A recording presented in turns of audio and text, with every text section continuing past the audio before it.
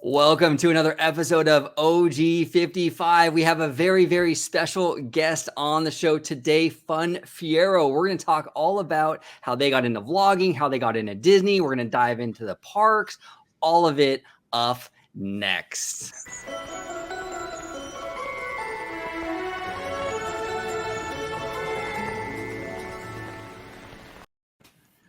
Welcome, everybody, to another episode of Orange Grove 55. This is a very, very special show today. We have Fiero on the show today. Welcome, both Andy, Liz, welcome. It's so nice to have you. Thanks for having us. Yeah, it's awesome to be here. So it's very, very hot outside right now with like thunderstorms popping off. So it's 97 here. Yeah. Hopefully everything is kind of quiet in here. So, but if the dogs go crazy, we're sorry. We'll be ready. We'll be ready. Oh, yeah. Well, Andy and Liz, if you can kind of let everybody know where they can find you on social media, YouTube, all that good stuff. Absolutely. Well, on YouTube, it's Fiero. So come check us out. Instagram is at Fiero. Twitter is at Fiero Fun because I screwed that up a long time ago. And then, of course, Facebook is actually Andrew Fiero. So it's just under my name. And come, we drop pictures. Try to just do like picture post of the parks or something to have to do with the parks like every day. Like on our social media, we try to do that. We also do stories when we can. Definitely letting people know when we do live streams, that type of thing. So pretty active. Love to have DMs and chat with folks and comments and all of that. So it's all about the just having fun with the Disney community. Perfect. And there you go. Perfect. And I will link their channel in the description. And I'm also going to link it in the end screen at the very end of this video. So you can click on their content either way. And definitely give them a subscribe, support their channel. They are a lot of fun. I love Fiero. So subscribe to them and show them all the love. They are fantastic. Awesome. Thank you. You're very welcome. Very welcome. And then over here we have Dre Vash Sky, host of Freshly Squeezed here on OG55. And also, people have started calling him Dr. Dre. It is a title I hope that I can do justice to, and now and in the future. But the doctor's got to operate, so here we go. If you want to follow me, you can go ahead and do so at Vashguy. It's right down there, just like it's spelled. And if you want to see me, well, it's going to be on the channel you're watching right now at Orange Grove 55 at Freshly Squeezed, your source for juicy news and info squeezed fresh right from the Grove. Perfect. And last but certainly not least, we got the Family Man back on the channel. Mr. Family Man, welcome. Thank you for having me. And I know Mr. Vashguy kind of adopted a new name for himself in the community. I mean, I'm for sure other people have a name for me, but it probably wouldn't pass the MPAA rating. So nice. But if anyone does want to reach out to me and have a nice, as Mr. Vashguy calls it, robust conversation, you could reach out to me on Twitter at Disney George. You could watch me on my own YouTube channel, Disney Family Man 23. And of course, you can find me here on Orange Grove 55, jazzy, with Citrus Corner. Perfect. All right, so let's dive right in. The first part of the show, I kind of want to get to know Andy and Liz. And the first thing I want to ask you guys is, like, how did you get into Disney, right? Like, what's your story? So we come from two different stories. But it ultimately comes together as we sit here now. So you want to start? Sure. Okay. So I grew up in pretty much an anti-Disney family. But we're from Georgia. We did vacation in Orlando every year. My parents actually had a timeshare like in Vistana, so like 2 miles from Disney. And we'd get to go like one day out of the vacation, right? But then when I got to be a high schooler, it was something like, yeah, you want to go down with your friends for the timeshare? I'm like, yeah, spring break trip. Peace out, parents. And then all through college too. And I grew up on the Disney Channel, and I love Disney. I love the movies.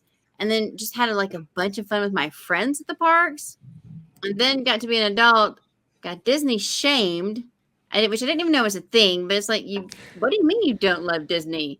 What's wrong with you? Right? And then met him, and we got together without knowing that we were both Disney fans, but we were. Yep. And then we ended up getting married at Disney. Yeah. Yeah. So that was kind of the really quick version.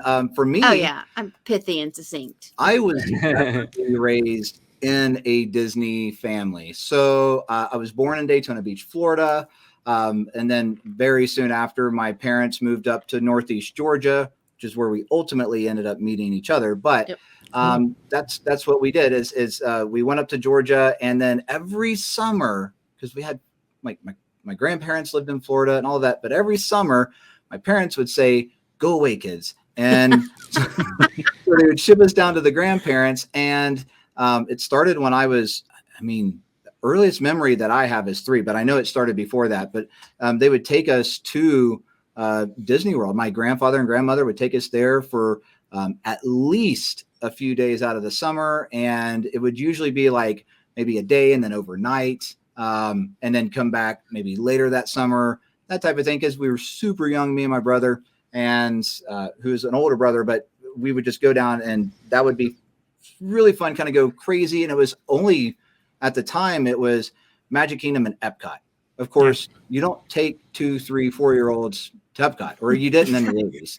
Okay.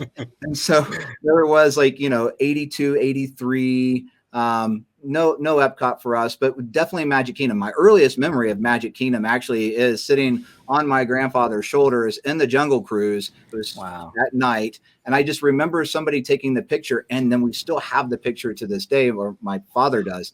It was awesome. And I mean, I still have that memory of being 3 years old, and I know exactly where we were at. That's back when the Jungle Cruise was still it wasn't all funny. It was ooh, you don't get to see that anywhere else. Like, that's a really big elephant unless you go to the San Diego Zoo or something like that. Right. Sure. And it was really neat. So, and then of course from there, we'd go down it, and ultimately my grandfather passed, but my grandmother and my aunt would take us every summer. And then my aunt got me into Epcot. And so I was an Epcot 80s kid. Nice.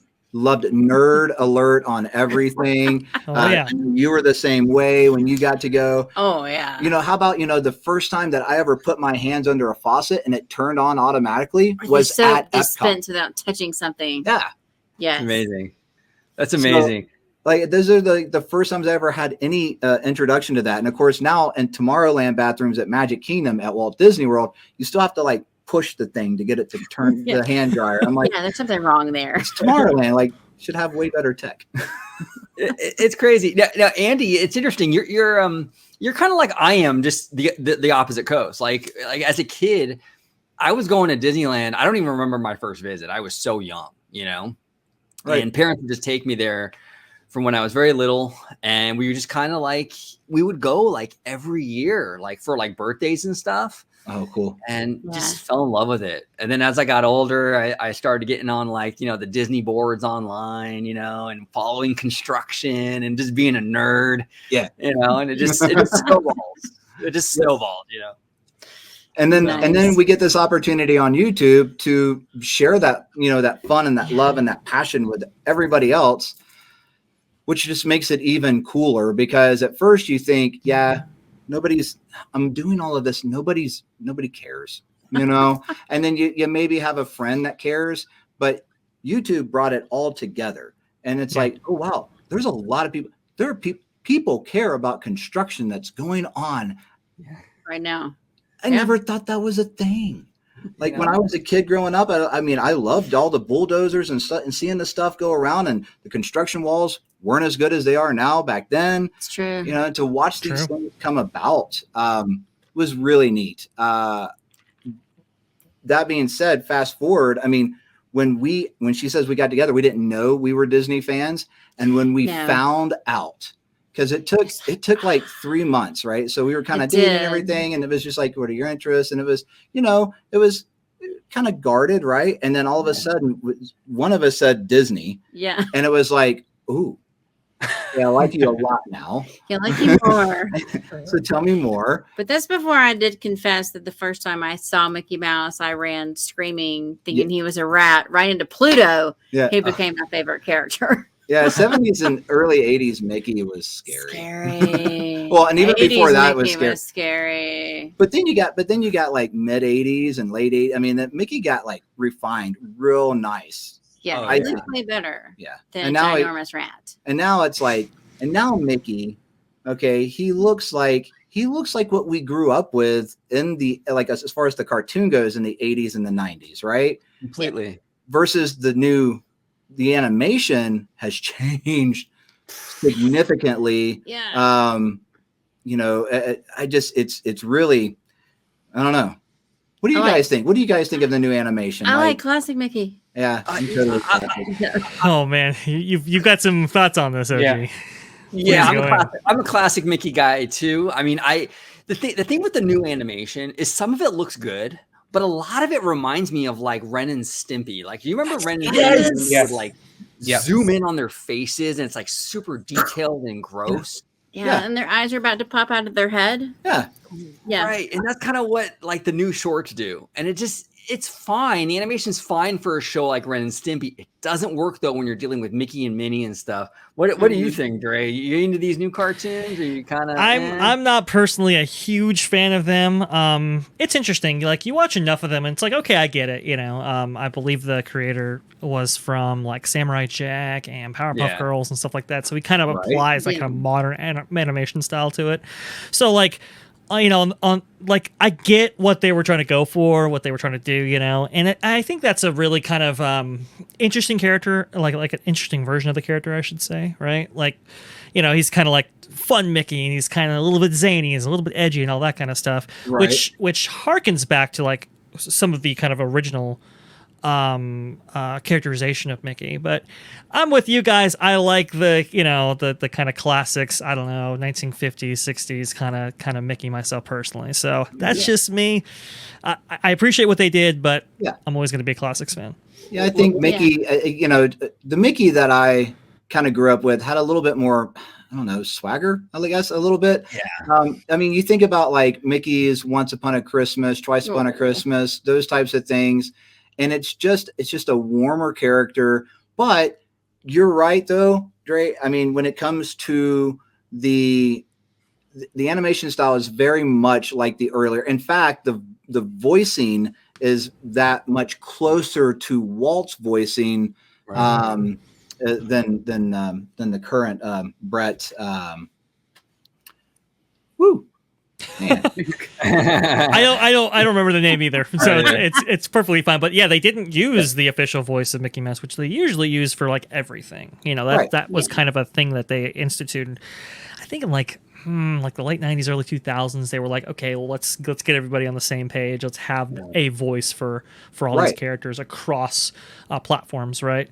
But they went another direction with this, and I think it fits the character quite well. But I don't know, George, what do you think about all this? What's your favorite version of Mickey, or do you like these cartoons? What do you have to say? Well, I have to say, when I first started watching them for research purposes, yeah, that's right. It's just me watching Saturday morning cartoons, you know, but I call it research. But it had taken some time to get used to, and I think right now, as far as the animation style, I can tolerate it. Where I do get the jokes, you know, they're a little bit more adult themed, risque, like if you really pay attention to some of the jokes in the cartoons. But going back into the 20s and the 30s, when you'd see Mickey Mouse slap Minnie on the tush and say, hey, you toots, you know, I mean,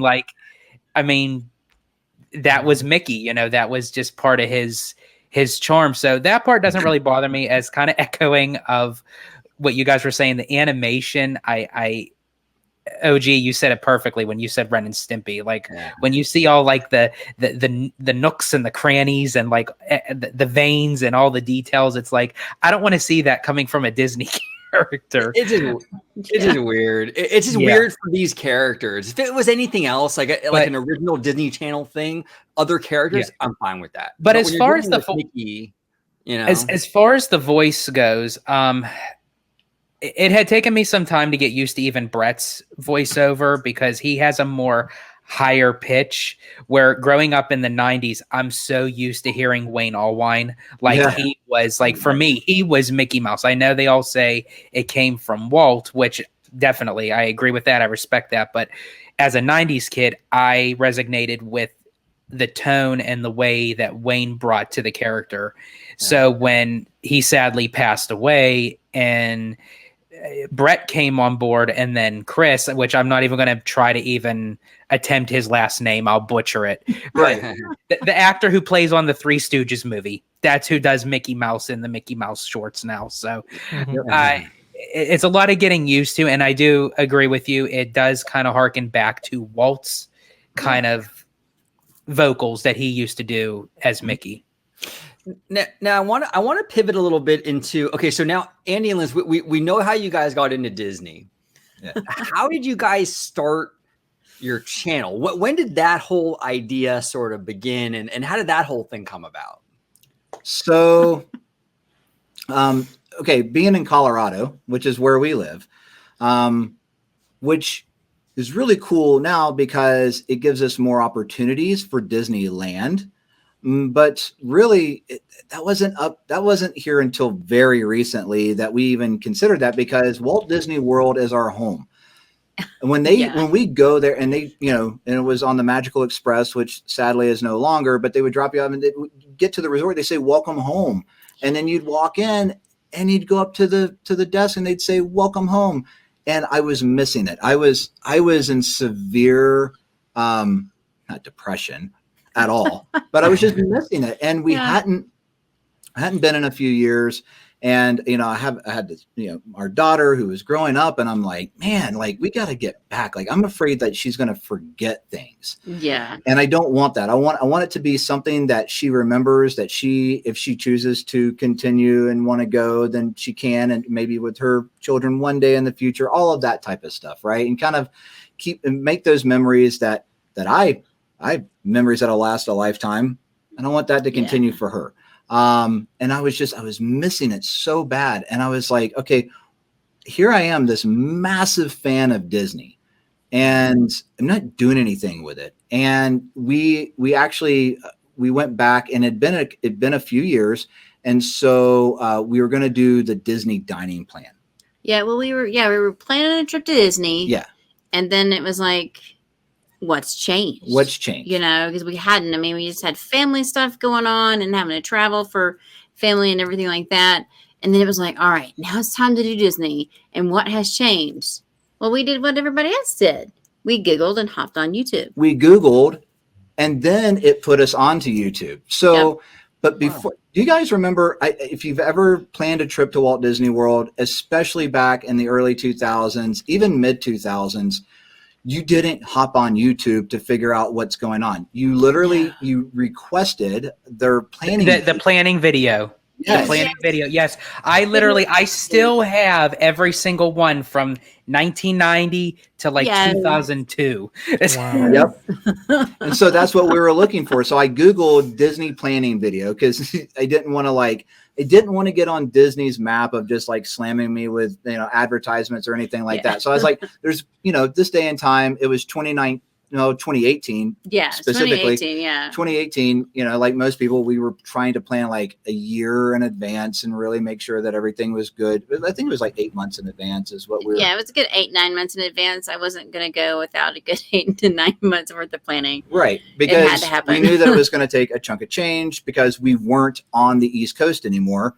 Yeah. We were not from Colorado, so we're from the East Coast. So we went often and didn't have to do like a week's worth of planning and flights and all of these types of things.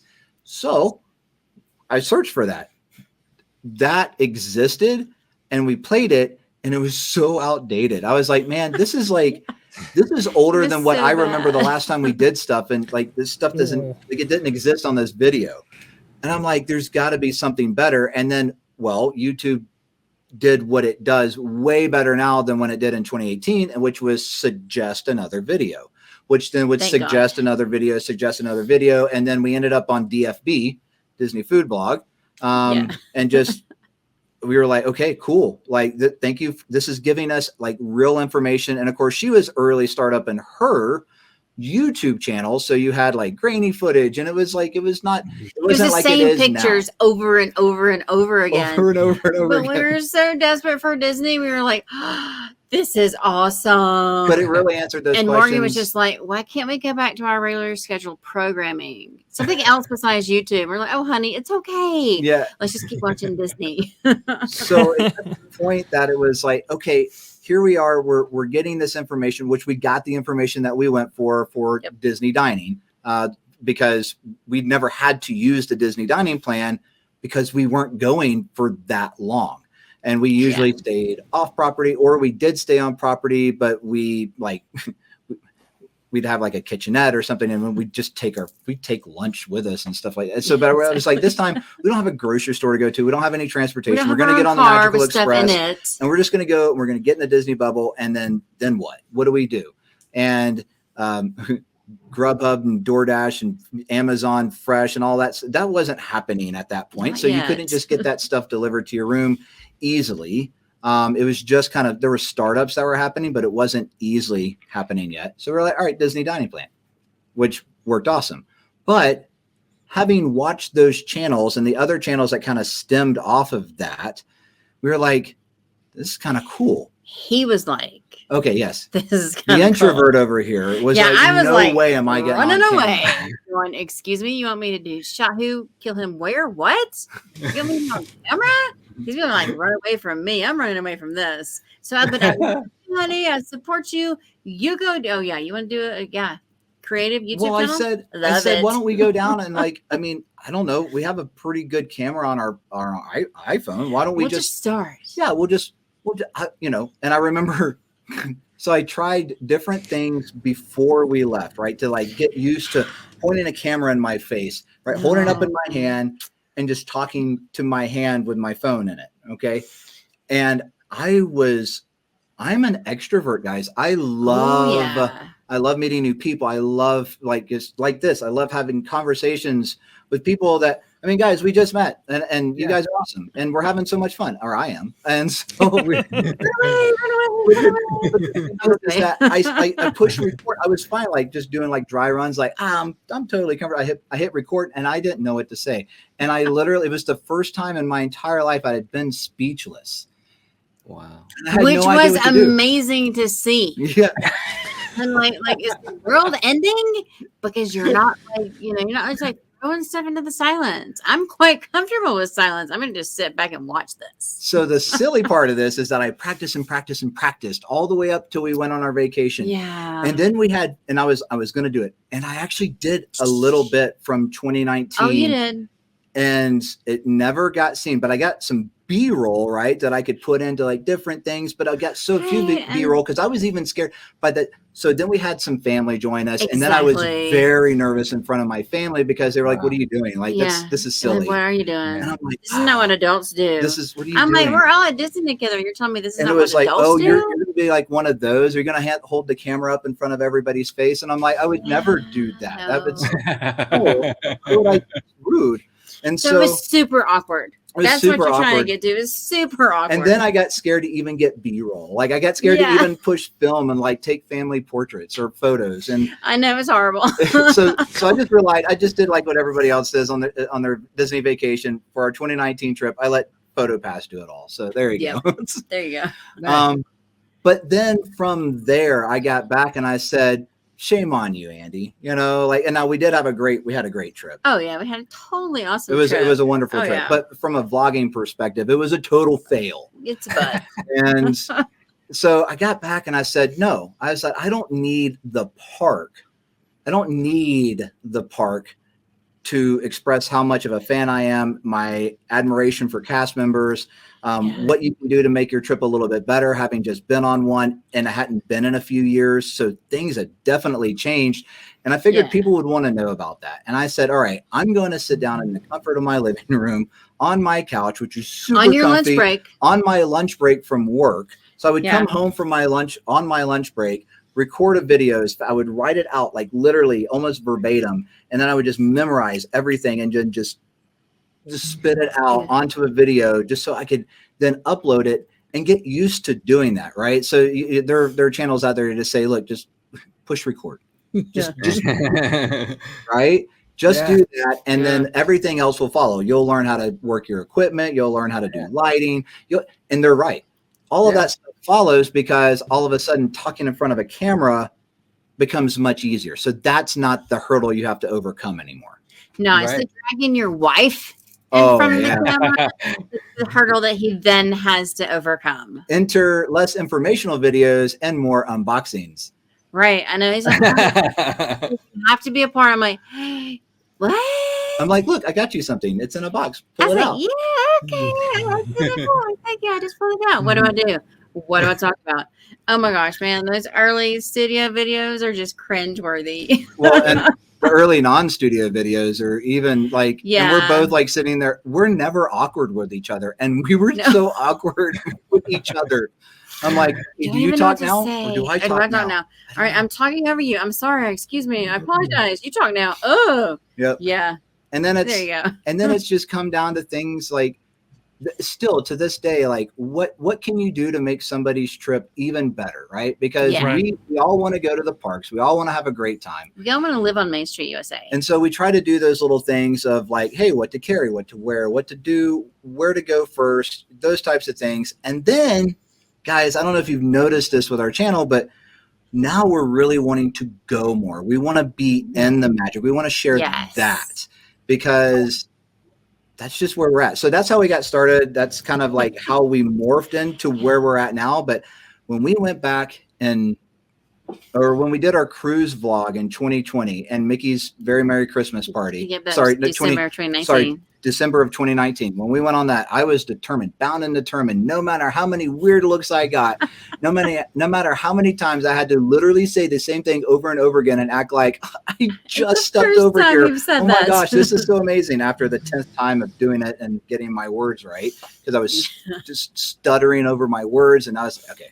Which is totally funny to watch. Sorry. But you guys get it. This is me. Like you're channeling me at this point, and sorry. Well, and you know, Andy, you hit the nail on the head when you said like you just got to record, and then you'll learn as you go, and that's exactly what happened with me. Like the first few videos were very bad, you know, and because you learn as you go, and with each video you get more and more comfortable, and then you start to like add stuff like, ooh, I can add a thumb or a better thumbnail. Oh, I can add an intro now. I can, and with each step, your channel kind of evolves and evolves and evolves, and you have a better set and better audio and all that good stuff. So, any people out there that they're thinking about like joining YouTube and getting into that, like just get in front of the camera and hit record and just start creating. And the more you do it, the better you'll get. Nobody is 100% comfortable out the gate. I mean, there's always going to be that level of like nervousness. So just hit record and you'll get there. You know, you'll definitely get there. Well, there's always a little bit of butterflies, which I think is natural, and especially when you're out in public doing it. The biggest thing is just to make sure that whatever you're going to talk about, you actually like talking about it. That's true. I've seen these channels that I'm not sure that they're doing it because they know that it's popular and that they can trend and that they can make money with it.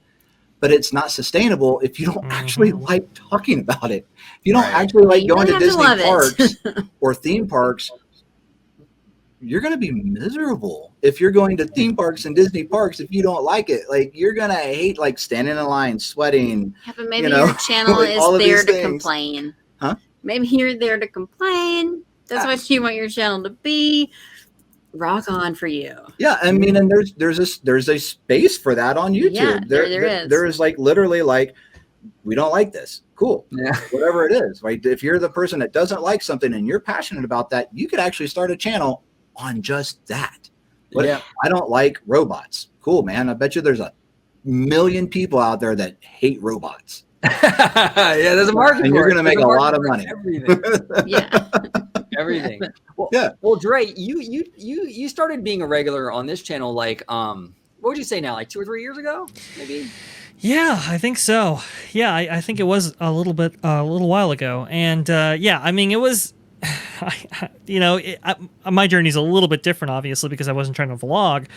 I was just trying to kind of like, I come from like the kind of mice chat, miceage, message boards and stuff like that, and listening to insiders. And I come from that perspective because, I mean, honestly, as far as my passion for the parks and Disney, you didn't have many outlets for that really when you live in Arizona.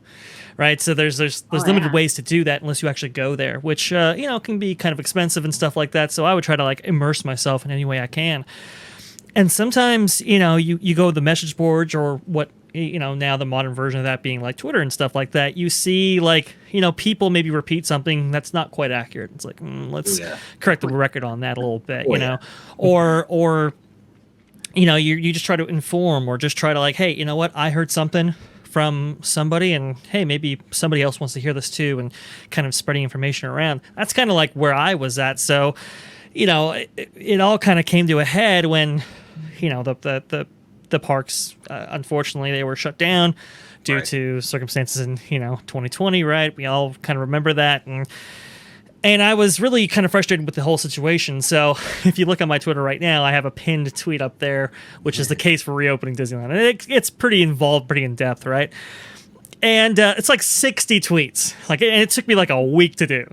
Like it was an unbelievable amount of research because I had to get very, very accurate, very, very precise. And, OG's like, listen, man, this would be so much easier in video format.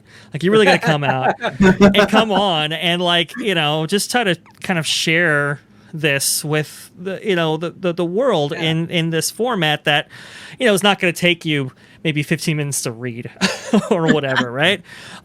Maybe it's just 5 minutes to watch. And I was like, oh, okay, you know what? That actually sounds like a really good idea. But you're right, though. I mean, when you get in front of that camera the first time and it's like, oh man, it's like I'm gonna, share my face with the world, that kind of thing. Because I had, I kind of been behind the scenes for so long, and it's like it's super nerve wracking, and it's like, man, how are people gonna, react to me? Are they gonna?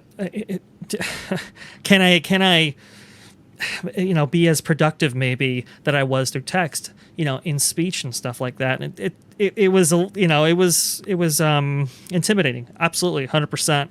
Yeah. But yeah, like as you go on, like you said, just hit record and go. You just got to go. And fortunately, our viewers and stuff like that have kind of accepted me. They've accepted us, all together. And that's been a really rewarding experience. So I could definitely relate in a different way, of course.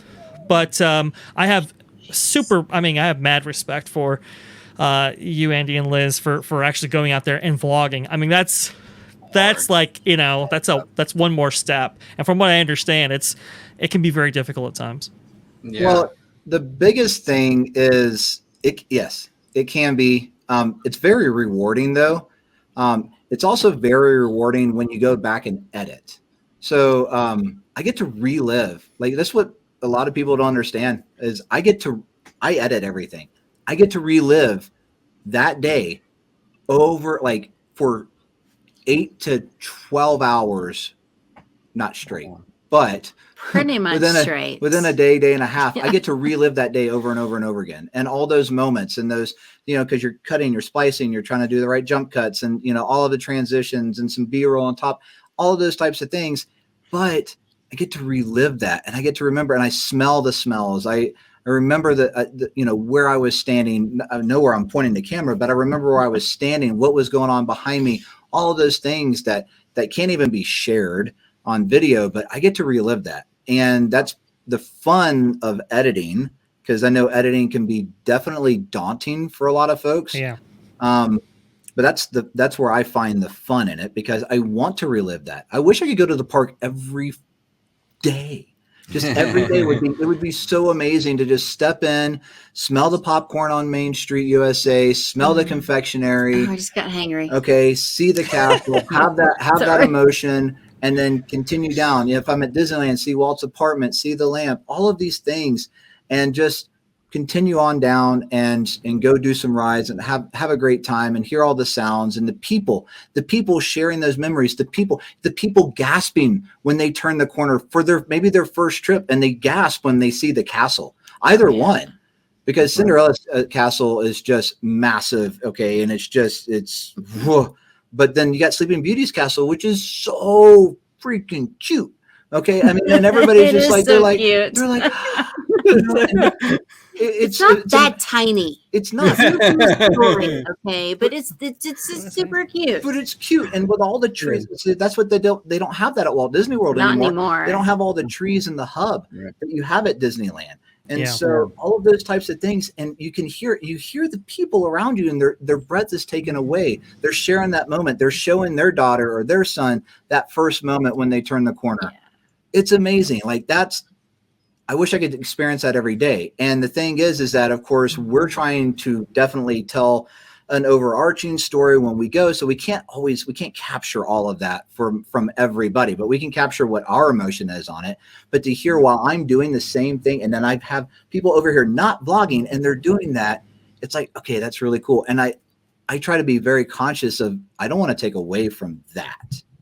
Right. They're not taken away from me by any means, but I don't want to take away from that. And so every time that we're trying to do something in the parks, with the exception of World of Color, because the exception of World of Color, however, I was standing in the very back of the first tier or the second tier, but I was standing in the very back for World of Color, and everybody was like, awesome, just hanging out, just even sitting on the ground. And I knew everybody was going to stand up, but then stand up and then kids on shoulders. Yep. And I'm 5'3". I can't see 5'2" in your kid. I get it because these little kids, I mean, there's no way they were going to be able to see over all the adults in front of them. So such a great time too. No complaints. Like, but I said, I don't know. I don't think I'm blocking anybody. I looked around, and I just stuck it up as high as I could go with it. I was like, it's the only way we're going to be able to see it. So that's it. But we did pick in the very back of that tiered area on purpose. Yeah, we were trying. But just the whole thing is like, and there are so many respectful vloggers out there who say, you know what, we're gonna honor the fact of why these people are here, the fact that they're spending a bunch of money too. Everybody gets it, I think. But then there's unfortunately folks that just they're out there to, I don't know. It's not matching. That was kind of interesting. I wanted to get into that a little bit, but I wanted to juxtapose first. You talk about passion, you talk about interest, right? You talk about really like, loving what you do. And I think that's super important. I talk to OG and I talk to George all the time. It's like, we really got to love this, and we really had to, let's let out the passion. Let's, because we're so exuberant about it, and to release that onto our viewers. I think our viewers really reverberate from that. And it was interesting. Was this one point in your video? I believe it was your April video. I think you went to Disneyland the first time, if I'm not mistaken. Yes, you're correct. And when you went, March, but I started putting them up in April. Yeah. So, right. Yeah. I kind of figured because it was like, that wasn't quite the way it was in April. Okay, it's kind of a no issues there. But when you were walking down Main Street, you didn't just walk down. You took your time, and you hey, that's Walt's apartment right there, you were excited about the facades on Main Street, and seeing the castle for the first time was a revelatory experience. And you look at the Penny Arcade, and I could feel that passion. It was like, oh, this is awesome. This is great, because you walk down Main Street so often, at least if you're if Disneyland is your home park and you've gone there maybe 2-3 times a year, that sometimes you kind of to see it through somebody's eyes who is seeing that for the first time is a very special experience. And you were able to capture that. It was so cool. It was so awesome. I think you guys do a phenomenal job, and you're right. I mean, when you have people who are doing it, and maybe they're not quite doing it for their passion for the park, let's say. And you can kind of feel it. It's like these guys aren't genuine. And to be honest, for myself, I just tend not to watch those people, as opposed to the people who are really passionate, who really want to do it, who really love doing it, and you can feel that coming off on screen. So I have a tremendous respect for you guys, and I love. I'm actually really loving the content you put out there. So thank you for joining us for sure. Well, one of the things that it didn't start like this, but when we first started going, it was like, okay, hey, we're doing this to capture a moment. We're doing this to share what it's like. But then we started talking to so many subscribers and just people on our Insta and Twitter, and they don't even get to go to the park. Yeah. Disney has gotten so expensive, right? And let's just face it, that there are people who maybe went as a kid, they've been before, but they're not going to be able to go anytime soon. Okay. Right. And to be able to take that feeling of what it's like to be on Main Street. If I could count every single light in the Penny Arcade that goes up and around, I would do it. If I could go there that many times, I would do that and share that with people, because why not? How many lights are up there? I don't know. Like, let's figure it out. Okay. And we'll do a vlog at some point if we could just, but there's so much to do, right? So you're trying to get it all done. But if I could go every day, I would totally do that. But that's just it. Is I want to be able to take the folks that can't go at all and have no, it's not that a desire issue. It's just that they can't go. And we've even talked to people with health issues that simply cannot go. And we've had a couple of years, like I said, with family deaths in the family and other things that we just couldn't make it because we were having to fly back home for other reasons. We just couldn't make it to Disney. So for us, or for at least for me, it is about being appreciative of the fact that I get to go. Yeah. Because it wasn't always an automatic thing. It's taken super hard work to get there, but just trying to showcase that appreciation and share that and be, because just be super excited about it and just be happy and be living in the moment, but just know that I'm really super lucky to be there. Yeah. Is what really drives me. Yeah, no, it's an absolute, it's a privilege to be able to go to Disney as often as we all do. It really is. I mean, a few years ago, my girlfriend, she's Vietnamese, and her and her family, they came here in 2005, and her parents have never been to a Disney park, and mind you, they're coming from the countryside in Vietnam, very, very rural, right.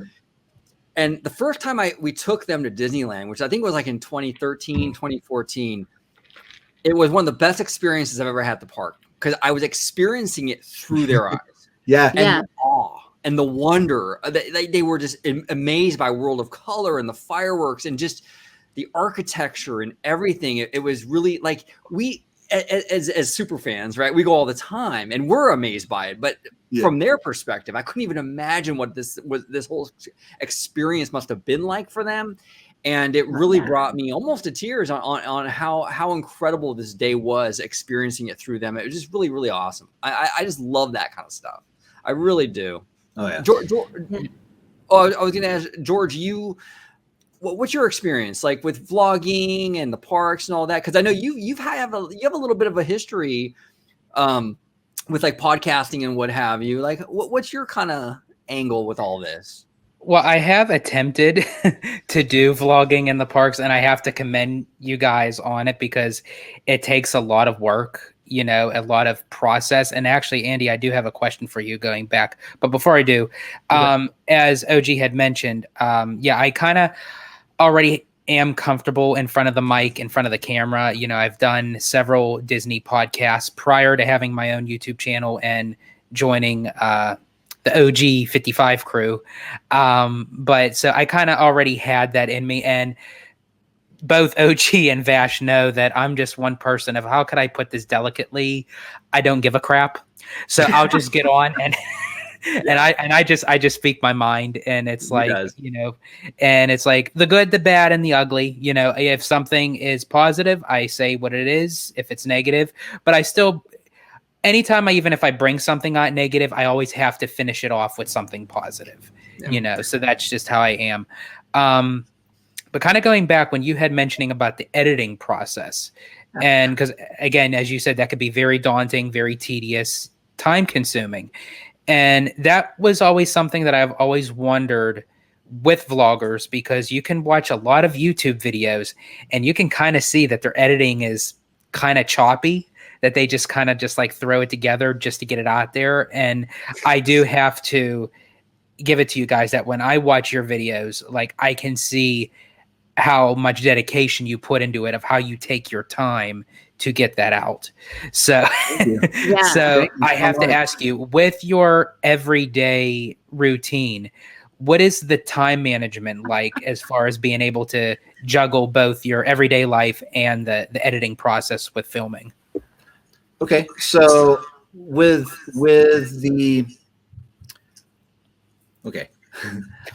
the actual studio vlogs, it's very simple.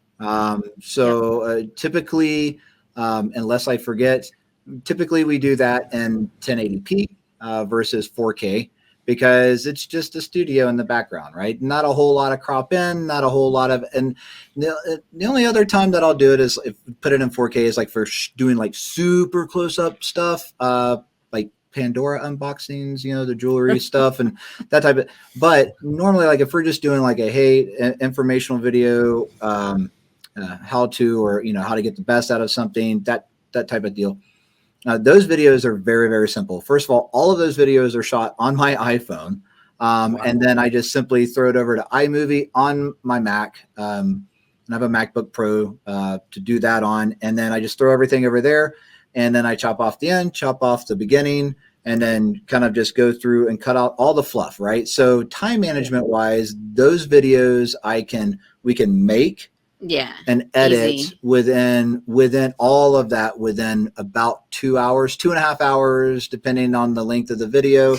Anybody how many times to say blah blah blah blah blah blah blah? Okay. How many times we gotta like literally like, I know we can say this right this time. I know we can say this better. There's a lot of stuff that we cut out, but anyways, thank God we cut it out. But you guys, I mean, you guys get it. But then we'll go down and we'll throw it in there, and then to upload or to render, upload, process all of that on YouTube. It's about 2 to 2.5 hours for a normal studio vlog, and then for the park vlog, and so it's very easy to do. Like I can come home from work to do the studio vlog with you. Oh yeah. We can get it done. She's cooking dinner while I'm literally editing and doing it. And then we can have dinner and watch a YouTube video together. Go to bed, and there you go. On the videos that we edit from the parks, those are intense. And so, yeah, we both work full time. Yes. And I'm in charge of the editing. So, but I'm in charge of planning, feeding, laundry, everything else that makes daily life actually function. And then he's in charge of also taking my video that I shoot and making it work in the vlog. Yep. Wow. So like literally, because everything that we shoot at the parks, I want it to be the best quality. Like not only do I want it to be the best experience. Be a perfectionist. I am. A little bit, but not only do I want it to be the best experience as far as like how you feel about it, but I want it to also be the best viewing experience as far as capturing, right? So I want to do 4K. I want to do, you know, the 100 megabytes through the 4K, all of that. So the highest file footage that I can possibly do, which drives me insane sometimes, but I want it to be the highest quality. That being said, when we go, we say, okay, what are we going to try to do? Like, what's the overall story? Not just a day at Disneyland. They could go like so many directions. And there's stuff that we just literally just don't record because they're like, you know what? It doesn't match. It's too much. But it is taking us time to get there. Right. It is taking, yes. Because at first, location. Yeah. Yet at first we'd have like, we just filmed for 10 hours and you're going to try to like condense this down into like a 20 to 25 minute vlog. Good luck. We do hour vlogs and everything, which like very long. Those who have watched our hour long videos, thanks. Thank God but I get it. I mean, going back, I mean, I get it. Like that's too much. First of all, that's asking too much of pretty much everybody's time. That being said too, like, I mean, we're still a new channel. Like I want to earn the time that you guys spend with us. I don't expect you just to give it to me. I want to earn it, and I want to earn it through very pithy videos that you guys will enjoy. And 20 to 30 minutes somewhere in there, I think is The sweet spot. the sweet spot for a nice park vlog. And so we try to, when we go now, we try to think, okay, what are we going to get? What is the ultimate story Goal. here, right? Yes, and not just get like, oh God, footage. We're here. Yeah. You know. But just doing that though, right? Trying to make that 20 to 30 minute vlog, we usually get somewhere in the neighborhood of an hour and 15 to an hour and a half of footage. Easy. Okay, and that doesn't include, And that doesn't include me like shuffling video. Oh, look, honey, I took this. It's really good. You're gonna have to use this. Right. So that's just A-roll, right? So that's just the normal, like us videoing something and talking, or videoing us and talking. And then there's probably the extra 45 minutes of B-roll that either we need this. We have to get this. Yes, this has to be shown because that's what we're talking about. And this looks way better than when I'm just holding the camera and talking. Yeah. So, and so we try to get that. And then I have to literally, I have one side of my desktop that's for B-roll, one side that's so that's kind of like my workflow.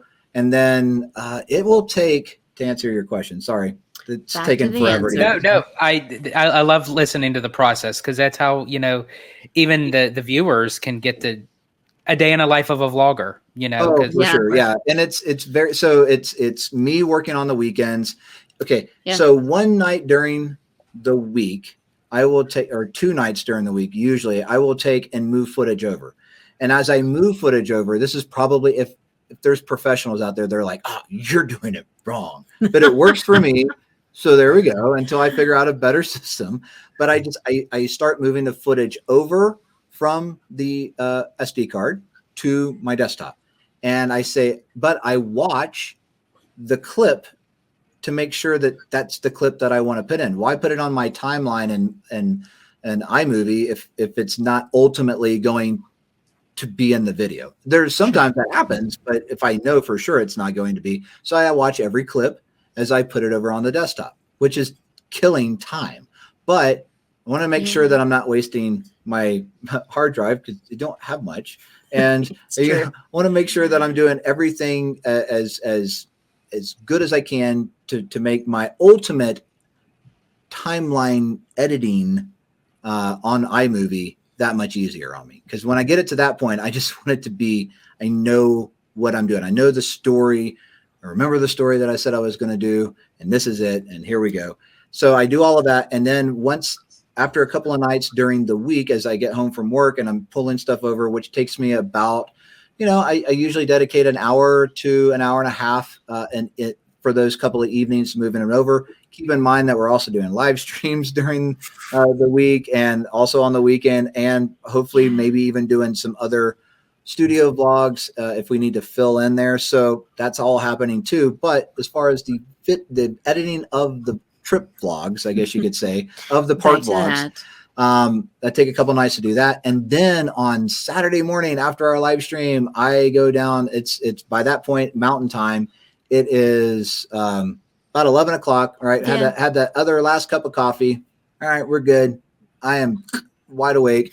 And and I sit down in my chair and I start going through and adding to the timeline. You take it from the desktop into iMovie, editing, getting it all in there, and then cutting, doing all of that. And it takes me all day Saturday. If I'm lucky, I've gotten it to the point that it takes me all day Saturday, literally from 11 o'clock in the morning Mountain Time to 9:30 at night to get everything edited and uploaded or rendered. That's another thing, rendering in 4K. And then that's better computer processing, and then all of that, and then scheduling for Sunday morning for that vlog. And I try to do it as fast as possible, but it always takes me like a week after we get back from the trip. And I'm like, man, I wanted to share it. Like you said, like, yeah, I know some of that stuff was different in April than it was in March. And I'm like, I know. No, but it's fine though. I mean, you're not just churning out content, right? You're actually taking the time, and I was talking to George about this. I think you mentioned it, George, where it was like, there was a certain vlogger who lived out of state, right? And then once they moved in state, it became kind of like a job for them, and they were just churning out content, one after another. I think you know who I'm talking about, George, but it was just, it just became, they didn't have the I don't know, what do you want to call it? The Like a The fire. The finesse, the oomph. I Yeah. said Was it Walt Disney fire. World? it's Walt Disney World. Yeah. Yep, I know Yes. exactly who you're talking We're about. all on the same page You know, here. you know what I'm saying? So they just, No, yeah. they just kind of, it's that quality, right? It's like, wanting this vlog to be the very best it can, versus, it's like, it's kind of like a job. It's like I'm going every single, day, and I tend to kind of lean towards vloggers who are out of stage simply for that reason, because when they go, they really put the time and the effort, and it is like their baby, and it feels like that. It comes off the screen. And as what you were saying, Vash, and this particular vlogger, I loved a lot of times where you appreciate the journey just as much as the destination. Yeah. So it's like when you watch a person, they're taking a plane, a train, whatever, a bus, anything, it's that hype, it's that anticipation that you're feeling their excitement through the lens. And it's like, Right. okay, I want to follow them through and through, where a lot of the times then as Vash had mentioned, when it becomes like a job and a chore, it's like they lose that spark, and that's where it's like unfortunate that, if you don't still have that connection, then it becomes very dull. Yeah. No, 100%. And the audience can totally sense that. Like the audience can smell that and sense that out almost immediately. Like you guys did with the vlogger you're referring to. I mean, the passion is contagious. And you can tell when someone's really into something and really passionate, and they're ranting because they're on fire and they're excited and they're, you can tell that from when someone is like, okay, well, I got to make a video. I got to get paid, That's tell the difference. Totally tell the difference. It's basically like, what are you craving for? You want a fresh, crunchy potato chip, or do you want a stale, dried out potato chip with the green edges? Like, no, Right. not for me. I want a tater tot. Having lived literally 35 minutes from our doorstep to walking through walking under 42, but okay. Yeah, when you were driving. Yeah, 42. No, dude, it was like 35 when I was driving. It's 42 when you were driving. From garage to walking through the gates Through the of tunnel. Magic Kingdom. Yeah. You're not like parking. You're there. You're there. Right. At Magic You've Kingdom got a and Walt Disney 3-year-old World. because you're going to Magic Kingdom. Yep, and a stroller, so you got that added. Okay, so It's okay. that's how close we were when we lived in Lakeland, Florida. Yeah. And it was so easy just to go. And I want to tell you something. For us, it never, and we went often, and it never, ever once lost that magic. Morgan and I, our visits were under $1 a day. $1 a day. Okay. Of course, the annual passes Because I were was getting the a most. third back then Yeah, of third of what they now. were. But I was getting the most bang for my buck. Literally, I would take Morgan to the park as the park. Yeah, we're gonna walk. You're getting exercise. You don't need swings. Let's go ride Dumbo instead. I was super happy, but yeah, man, it was the park. Yeah. It was amazing. And the thing is that her imagination got to run wild, and she loved it. It was perfect, right? I mean, definitely she had a really cool year that year. Yeah, it was good to be 3 in Florida. Oh yeah. But the other thing though is that blogging was brand new. Yeah, that's true. When we lived in blogging, right? Not vlogging. Blogging. And it was one of those things that you would see people writing stuff down occasionally. I'm like, why are they taking notes? That's weird. We're not at school. You're supposed to be having fun, but they're taking notes. But they're taking notes. Then they're like, okay. and they're watching stuff going on. They're taking notes. I'm like, why are you taking notes of a parade? Yeah. That's weird. But apparently not, because blogging then caught on, which then vlogging then became a natural extension of that. If I knew what vlogging was, right? If I even had I think the newest phone at the time was the Razr flip phone. Yeah. Okay. Now Which I think shot like 15-second or 30-second clips at once. Like I think that was like, if you're lucky. Okay. So no vlogging going on at that particular time, but I would have loved to have done it then, because to share with, if nothing else, to just share with friends and family at that point of what we got to experience on a weekly basis. Right. Which That was would have been phenomenal. so cool. And, And we were to so show them lucky. our little kiddo like growing up and going to Disney all the time. And, you know, they used to offer face painting back then and all these types of things. Belle would read all the kids a book over there by the castle and Man, her like just Fantasyland. loving. She loved Hannah Montana. Yeah. Then High School Musical had just come out, and dude, like her on stage in Hollywood studios. Then she became an introvert because she got made fun of and moved to Colorado. But still, man, her on stage like the freaking like leading the parade because she was just taking after dad, and I'm just like, yeah, that's not my kid. That's half my kid. But there was literally no Tower of Terror. It hadn't even But there was the started Fantasia hat for Mickey. Yep. Wow. And my daughter looks at me at that time, right? It was so cool. And she looks at me and she was just like, she's like, will you be my prince forever? And I was like, oh my gosh, my little princess told me that. I'm like, this is awesome. So like no, things we like totally that. Embarrassed the 18-year-old. Sorry. Yeah, I mean, we have all these mega rides now, and they're awesome, and they're cutting edge to some degree and to a lot of degree with some of the rides now. But the fact is that those moments like that, those tiny little moments with your family, with your friends, and people that memories, you care about, that's what Disney's about. Yeah. That all of that, like you don't get that, I don't think, at any other theme park. That kind of stuff right there. Now, I have a question for both of you, speaking of which, because I kind of take it both ways. Like, I agree with you of like, you know, capturing that on film and, you know, you have those memories, you could go back and rewatch it. But as you also mentioned, like, you know, back in the time where it was just flip phones and, you know, people didn't really have any sort of kind of social media platform. Yeah. Any kind of social media platform where it was just like you go into the parks, no one's on their phones, no one's on their, you know, you're just enjoying the day. Do you find it where it's kind of hard to have a balance where it's like, okay, I want to enjoy this without having to look through a lens, but at the same time, you still want to capture that footage? So it's like, do you? Yeah. Yes, and yes, and yes. Sacrifice certain things. But we've gotten better about that. Right. So you have to make time. So if you're a vlogger, you have to make time. If it means that much to you, okay, you have to make time to say, nope, this is our time. Exactly. This is our time, and we're going to go do this ride vacation together. Where we've just traveled and we paid like, you know, thousands of dollars, and Morgan wants her own time. And we want to give her that time, and we want to make those memories together of not being behind that lens. And then you find yourself doing that, like, oh wait, hang on, I need to film that. Okay, I'm back now. You know, I'm back now. Sorry. Yeah, you're like, she's like, listen, just no pictures. You're like, okay, cool. She turns around. You're like, yep. But that being said, especially an introverted teenager who's like, get the camera out of my face. There was like, there were digital she cameras when she was 3. Okay, because that was what was that? Anyways, it was 2000 something. Anyways, but 2007. Yes, there were digital cameras, but I think it was what? How many? Oh goodness! Sorry, that was Pepper. I just did that. Sorry, Betty.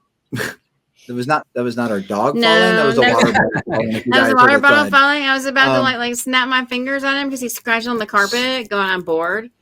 Sorry. So the digital cameras, they couldn't hold anything, right? You could only get a few pictures, that type of thing, and they were grainy. So, but you still saw people even then at the parks doing horrible selfies or just taking a lot of pictures, or everybody get together.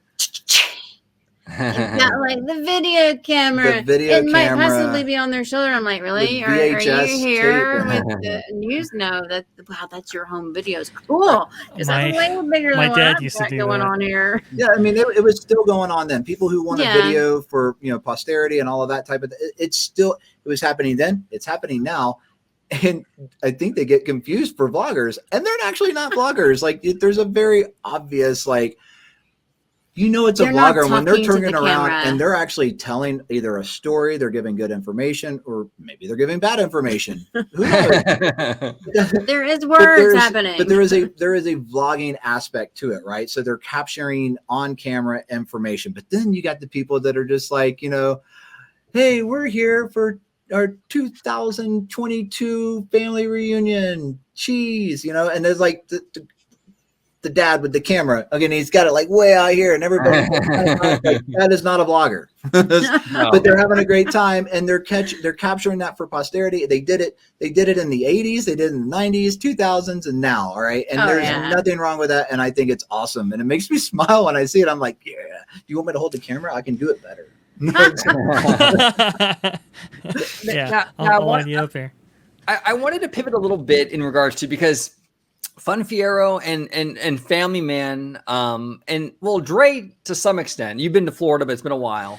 Been a long time, 2002 around there, and I only got one chance, 1 week, and didn't quite see it all. So my Walt Disney World experience is very limited. And mine is non-existent. I'm a Disneyland guy, and I've never been to Florida yet, but I'm planning on it. You need right to on. go. That's my long-term goal, is to get these two out to Florida. So Come on. Nice. Oh, Yeah, it has to happen. It has to happen, and it will definitely happen. We got But I wanted to kind of talk about like what each resort does really, really well, and what each resort doesn't do well, because each place, they're very much different animals. You know? Oh yeah. Yeah. So I'll start with you, Andy and Liz. What do you guys think about, like, we'll start with Walt Disney World. What does Walt Disney World do that's stronger, that's better than Disneyland? The bubble. the bubble. The Disney bubble. Yeah. It is so massive. It is so huge. You get on property and you feel like you never need to leave. Right. All right. But it's Disney, Disney, Disney. Especially if you're staying on property, your resort is themed, the bus is themed, you go to the parks, there's music everywhere. You're always in the Disney magic and the Disney mood. The bubble, Disney World does it better. Oh, for sure. And also what Walt Disney World does better, you kind of touched on transportation. They do that amazing, but because you're in that bubble. And they're huge. Food allergies. And I think overall, quality of food overall, it's a very overarching thing, is better at Walt Disney World. I mean, you've got. my wife would agree with you on that one. Yes. Like, Yeah. very much. you've got some amazing, like, these types of restaurants that they have at Walt Disney World do not exist anywhere else. Right. They're only at Walt Disney World, and it's so amazing. Oh goodness, somebody popped out. Oh no, it's okay. That's all right. We're still here. But yeah, you have like V&A, you know, which is its kind of own thing. You have the Top of the World Lounge. You got like just amazing, But you just got all world these class Options. Yeah, you got all these Florida to options. Asia at Disney Springs. You've got. But yeah, you tell them I've got an allergy, and they're like, "Don't worry, I've got you covered." And it's not even just the options of food, it's also the experiences you get with the food, like the backdrops, the theming to the restaurants. And Vash and I have had many conversations, and even with OG, that we talked about, Disneyland needs more sit down restaurants. Yeah. Oh, they need something more, because it was super hard to have a gluten allergy and being a celiac and just getting good food. And I was like, really? Because everybody tells me the Disneyland food is so much better than Disney World. And I'm like, yeah, but they have like allergy-free kitchens in Disney World. And I feel good about that. So three things that Disney World does amazing, right? So transportation, the bubble, and their food. That being said, let's talk about Disneyland for a second. Sure. And Disneyland, oh my gosh, they have the best churro in the whole wide world. Like, Disney World cannot compete with Disneyland churros, period. End of I'm so discussion. jealous. It No, is, I agree with you. It's like taking a piece of cardboard and dipping it in sugar with Walt Disney World. So yeah. And I don't know why, because they go through so many of them, like they should be so fresh. But that being said, so Disneyland, what Disneyland does amazing, in my opinion, is that they try different types of food. So they're experimental. They're not afraid to take a chance on something to see what their clientele. They're very kind of almost more specific local park feel clientele thinks. So they're very, and that's what when people say Disneyland does food better, I think that's what they mean. It's like they're willing to take this chance and do all these amazing things with their food. And if you're there for that moment that it comes out, like, wow, cool, you got to experience that. If not, like shawarma. Hello, I got to have shawarma for the first time, Peace and love. it's amazing, and I love it at Avengers Campus. I love it. I love it. I love it. I And heard that. I heard. right now, it's my favorite junk food. Ronto wrap was, and it's still a close second. So it could go back and forth. The other thing, though, that I think that Disneyland does amazing is their characters. Oh goodness, Way more characters out in the wild. Yeah. Interaction, just seeing the different, diverse amount of characters that you have was so spectacular. I'm like, loved it. Disney World needs to take some lessons here. Mm-hmm. Oh yeah, that was really a you do lot not of fun. get the character. You do not get as many character interactions or as many opportunities to have character interactions at Walt Disney World. Yes, staged. You know, it's very staged. When you see Alice and the Mad Hatter walking through Fantasyland, it's a pretty magical moment, you know. Yeah, and exactly. It's really cool that we have retained that, you know, even throughout all this time. What about in your mind?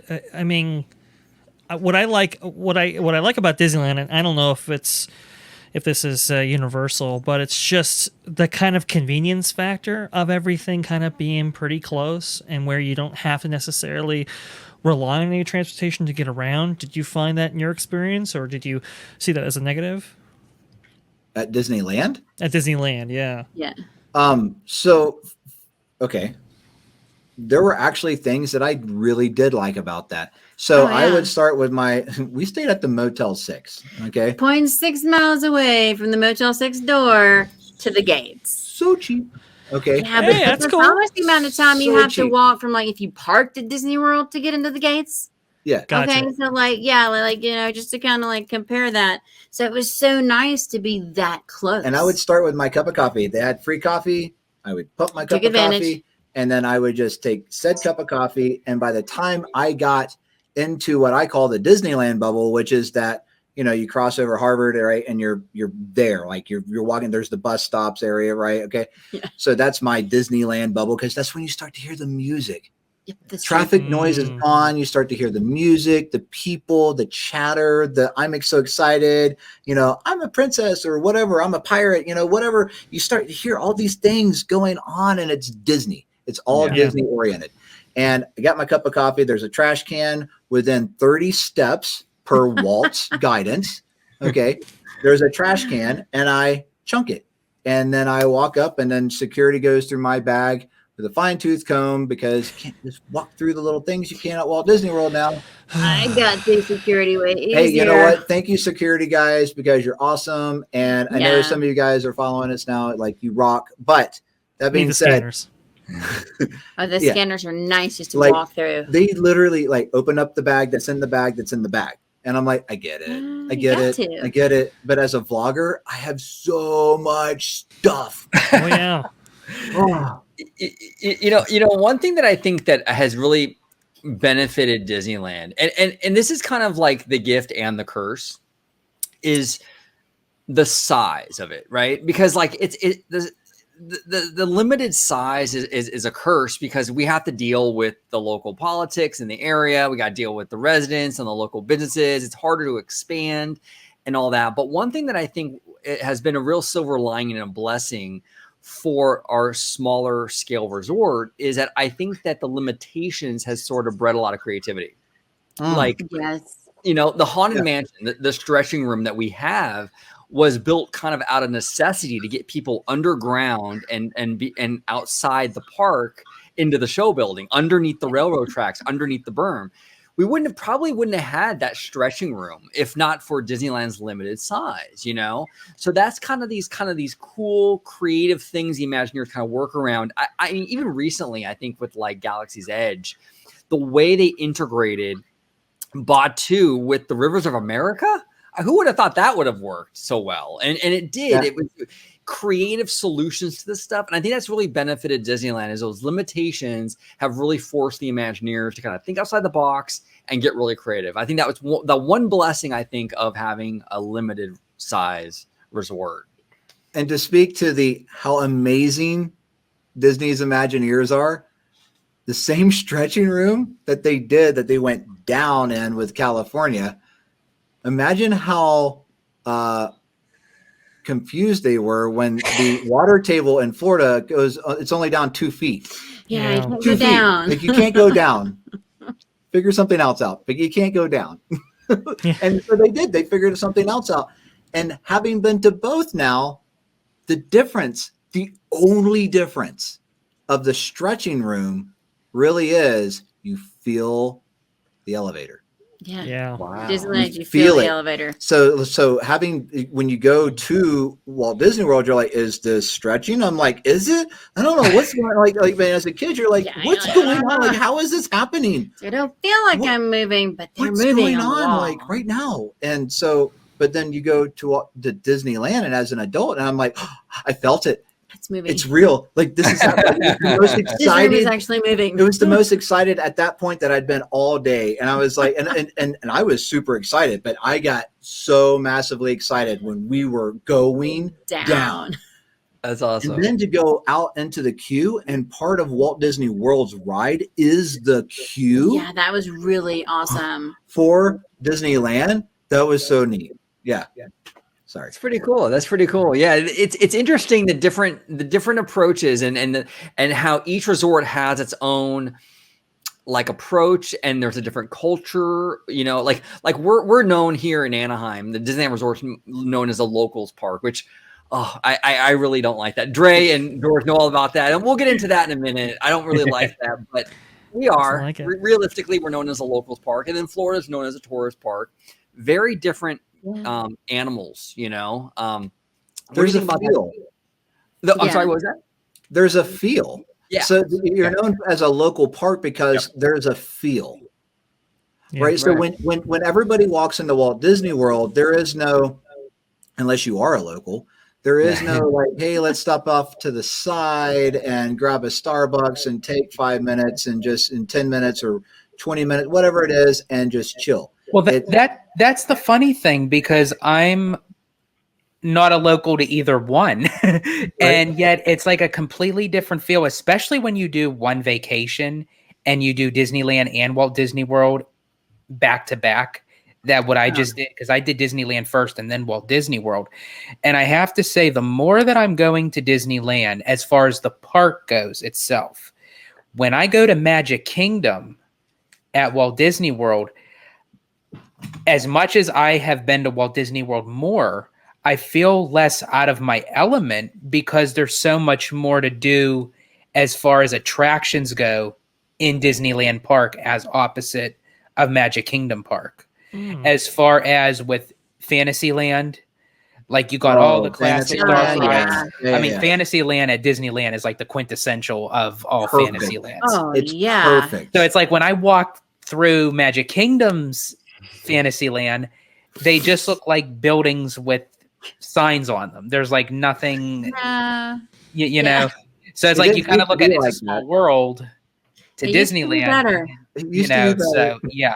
So it's like that's where, but my appreciation for Walt Disney World comes because, as you guys had mentioned, you're in the Disney bubble. You get like the immersive experiences with the restaurants and the again, not even just with the restaurants, but like the overall theming, like the Skipper Canteen.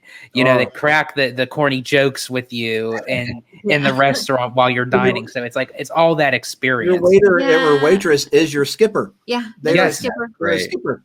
Yeah. That's great. But then there's You know, And I just- miss Kevin Lively. I don't know if any of you guys miss Kevin Lively or not, but I mean, he is one of the great Imagineers that kind of, you know, really took the Jungle Cruise to the next level. Kind of with definitely this new showpiece that's come about was through Kevin Lively. Right. The movie, he was a huge consultant for the movie. All of that started the Jungle Cruise in Tokyo Disneyland. I mean, just he's an amazing Imagineer. Unfortunately, no longer with the company, but wow, man! I mean, I miss him because he was so good. He was so good, and he was just as corny. He started as his whole start with the company before he became an Imagineer was as a Jungle Cruise skipper, and so Cool. he kept he is that guy. Like he cracks the bad dad jokes. Love it. Okay, Dad like, jokes come on. every day. Is for there free. a bad dad joke? I don't think there is. I think Yeah, I want to, because Dre and George have heard my rants on the locals park thing, but I want to kind of like talk to you, Andy and Liz. I'm gonna bring up my kind of whole thing about the locals park thing and kind of get your kind of feedback on it. Okay. Because, okay, so Disneyland, I might offer a counter argument to this, but go ahead, OJ. Yes, no, absolutely. And after I'm done, if you, Dre, if you want to do your counter argument, and we'll go from there. You got it. My issue with the locals park is you have this park, Disneyland, this revolutionary idea back in 1955. Walt Disney made his speech to the world. This is for the world, right? This is a inspiration to the world. And then when the park opened, there were like heads of state and presidents and, you know, prime ministers that would come, and it would be like an honor to come and meet Walt or go to this park, right? It's very much a global, very special, like eighth wonder of the world kind of thing. Somewhere down the line, and I don't know really what happened, it kind of became known as like this locals park. And in my opinion, that kind of like demotes it in a way to almost like, okay, you're Six Flags or you're not like, I think the park was special with this whole mindset of like it being this global draw. And I think through the years that kind of got chipped away, maybe because they built more parks around the world. For whatever reason, maybe the annual pass program kind of did a little bit of that. I don't know. It kind of, for me, I really want Disneyland to be that world draw again. I just think the park is so special. I just want the world to be drawn to it, not just the locals park. Dre, go ahead and give your counter argument, and then we'll talk to Fun Fiero about this. I think, okay, so I've had this debate with Ochi before, and yes, I understand the world destination part of it, right? And we see those videos back in like the 50s, and the heads of state. It's really, really cool, really, really cool time. But as we know, Walt Disney World cropped up, and obviously that's kind of the vacation kingdom, right? And I think that kind of maybe took a little bit of that because everybody wanted to see like the biggest thing. But I like the locals park kind of moniker because I don't see it as kind of a demeaning thing. No. I see it as kind of that, like, you know, it's kind of that huggable place that everybody comes to visit multiple times a year. And because of that, you know, there are certain traditions that are maintained at Disneyland that necessarily have been lost over the years at Walt Disney World because they cater to an entirely different audience. And so, like, I think Disneyland has really benefited from that kind of locals kind of branding, even though they are in the process of trying to change it, as they have been doing for maybe about 10, 20 years now. But I think it's kind of benefited from that. It's maintained, like I said, the traditions. It's, the staff there are a little bit more hungry to get your attention, right? Because there are other options in the area. And I don't know, you know, I dig it. It comes with perks, right? Like food, for example, we just discussed. Like they're a little bit more experimental because they do want, like, you know, every single little like eatery over there to have business and to absorb the guests and so forth. And they're willing to kind of change out food on a more regular basis.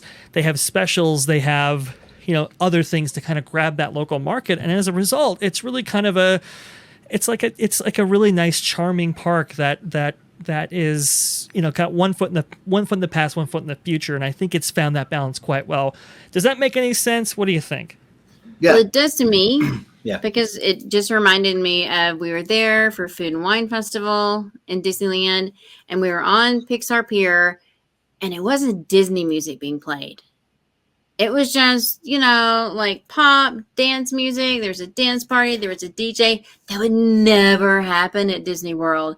But it felt so authentic. Not necessarily at the parks. It would be a cultural Disney thing. Springs, Disney Springs, absolutely. Disney But not at the parks. If it was a food and wine festival and there was something like pop being played, it would be pop from that country and world showcase.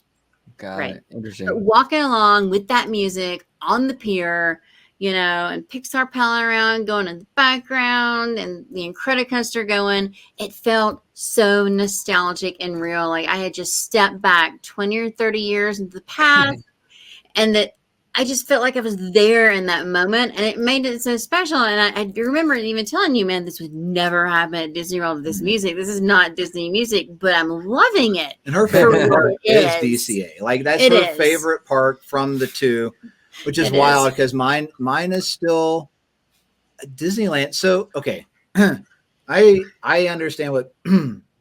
So sorry.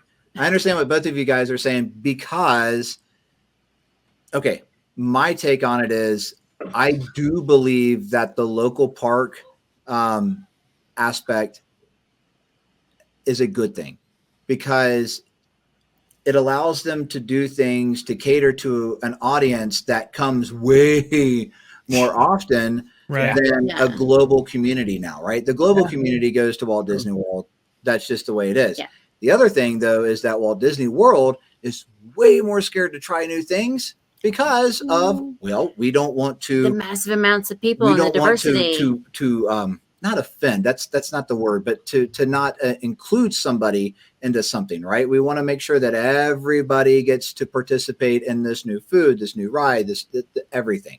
Mhm. But at Disneyland, they know their audience. Like their audience is, they know. You're coming from Arizona, Southern California, Oregon, Washington. I mean, you're coming, or Northern California, you're coming from that West Coast and then a little bit broader, but it's not a global thing specifically anymore because at the time, Disneyland was the best thing. It was the best thing in the world. It was the best thing. There's no denying that. And yes, that's why heads of state came there. That's why presidents would come there. If you wanted to be elected president, you would go there because you wanted to Be connect seen, with the hobnob. people. Right. I mean, Right. you're part of the people. And if you want to be part of the people, you go to Disneyland because that's where it's at. And Walt said it to all who come to this happy place, welcome. And people drove from East Coast to West Coast, flew. They drove Right. from East Coast to West Coast, staying in like these horrible hotels that maybe they were good at the time, but they are horrible now. And they would get there and then they would enjoy. And the bad thing is that like you said, I mean, it's like all this buildup around it. And it was just the politics and all of this stuff that Disney World, well, now they're dealing with, but Yeah. They are. until recently didn't have to deal with all of these massive political things that stood in their way. And they were able, and once you To get in do what there, they you're wanted in to this, do. and you're in this bubble and you're in this whole different universe. It really does. It feels like this whole different universe because cast members are amazing and they really do. They make you just feel. The other thing though, is that cast members at Disneyland are different than cast members at Walt Disney World. Oh yeah. And there's that local feel. So the Right. cast member at Walt Disney World is more of the quintessential, like by the book, training that not Walt. Okay. This came after Walt. Cookie cutter, American image, Americana. Yeah. going forth. Like, and then at Disneyland, it's like a little bit, I like it because it A little bit does sassy. a little bit sass. A little bit But- sass. I like it a lot, and that is not a tarnish on Disneyland. That is, I think, a pro for Disneyland because it's real. Like it's magical and Yes. real. Like they can do both. It's okay. Like then- they're Right. human. And then I'm going to throw in here, there is this stewardship that you Yeah. get, the feeling of ownership and pride from the Disneyland cast members that as soon as you walk through the door and you start looking around this park, the way it is, the perfection, the landscaping, the trees, everything about it, and their ownership of what it is and how they feel very personally connected. Yeah, you say local park, but it's not Elitch Gardens where I can eat a mustard packet Yeah, and that's the only thing I can have and they don't care. it's not. Yeah. Six No, Flags. it's not Six Flags, it's not that, but it is this sense of pride and this history, and then where you can just like feel, like I said, you walk through and you can feel the grandeur, but you get what they love about it and what they feel so passionate about it, and you're just like, wow, that was super cool. I mean, I just love this cast member who's been here for like 20 years and just survived COVID and came back and had this awesome story to tell, and you're just like, wow, that is just so amazing. Yeah, and I the other loved thing with Disneyland versus Disney World is that the fact that and I go back to like the food allergies. It's so very, very, very hard with a food allergy. I don't have one. I can eat whatever I want, and it's amazing. I So can't. Disneyland was really fun. I'm the no fun Fiero for the food allergy. But with the food allergy, it does feel much like any local park, which is like, oh, we forgot about that. Right. That was an oversight. And at Walt Disney World, where it is a global, like, there's only two things you cannot food-wise bring into Disney World, Walt Disney World. And I think it's the same for Disneyland, but it's alcohol and anything with glass. Yeah. Okay. So nothing with glass and no alcohol. Same thing for Walt Disney World. The thing is that at Walt Disney World, it means even more because people with cultural dietary needs, and then obviously food allergies and all these things, like you can bring pretty much whatever you want into the park. So that way you can step over to the side and have lunch, breakfast, dinner, whatever you need. If you have to have things at a very particular time of day based on, religious or whatever, all of these things, they're very aware of it. They're very aware of it. Accommodating, and they have provisions. But when they serve food at restaurants, they went a step beyond, and they said we're aware of that for our restaurants as well. Like I can't even imagine going to any restaurant at Walt Disney World and you not getting probably the best meal. Oh yeah, even if they have to make it in its own separate fresh tray. Yeah, they make it fresh, and you may have to wait a couple more minutes, but then you get it. Disneyland, it was just way easier just to bring my own food and drool over what Andy was eating that I couldn't eat. I'm like, having peanuts. I gotta have a peanut allergy. That shawarma looks good. Yeah. Well, Oh, go ahead. No, I'm sorry, Ray. Go ahead. Oh no, on the food allergy thing, Justin Scard, who I love his work, and he's been such an inspiration for me and probably many others. He talks about the food allergy and how it's like, man, I believe it was Alien Pizza Planet used to make a gluten-free pizza that was really, really good. Now they don't have it anymore. And he talks about the lack of options, and I never really thought about that until seeing it through his eyes. And you're exactly right. When you go to Walt Disney World, they will basically cater to you because of that kind of global market that they have to actually cater to. At the same time, does come with some costs in that, like, for example, if you do a kind of a movie style attraction at Disneyland, it doesn't really last very long because people come so often, right? Whereas Walt Disney World, you might have that for a long, long time because, people are coming there for maybe once in a lifetime, once every 5 years, 10 years, that kind of thing. So I think there's some definitely benefits and cons, but go ahead, OG. I'm so sorry. No, I was just going to say that, man, what was I going to say? Well, oh, yes, I remember now. Liz, you mentioned, or I think maybe Andy mentioned that you love DCA. I did. Oh, that's her favorite of the two. Yeah, it is. DCA is a fantastic park. Now, obviously, my heart is with Disneyland, the original, but I love DCA, and I'm always rooting for that park because it's really been like the underdog since day one. And Disneyland's like the A++ student. And it's like, I'm always so excited every time DCA gets something. I'm like, yeah, it's just more fun because it's like, I don't know. It's like that scrappy, like, trying to crawl its way up, try to be as good as Disneyland kind of energy. And I love that park so much. Point of Fisher Street, World of Color, Cars Land. It's just a beautiful little place. I love it. Well, it really is. And to me, I think it's, to some degree, a little bit more immersive. Okay, way more immersive than Disneyland. Now we're in the I find world Disneyland of immersiveness a little now. schizophrenic when I go. Please do Galaxy's do Edge tell. could not be there to me. Do tell. I'm curious. This is interesting. Yes. Yeah. See, Disney. All right, DCA. I love Cars Land. I love walking into Cars Land. It is epic. You just feel like you're in a little bubble. Right. Avengers Campus. Not so much, but they did a good job. They tried. Yeah. Right? I love it.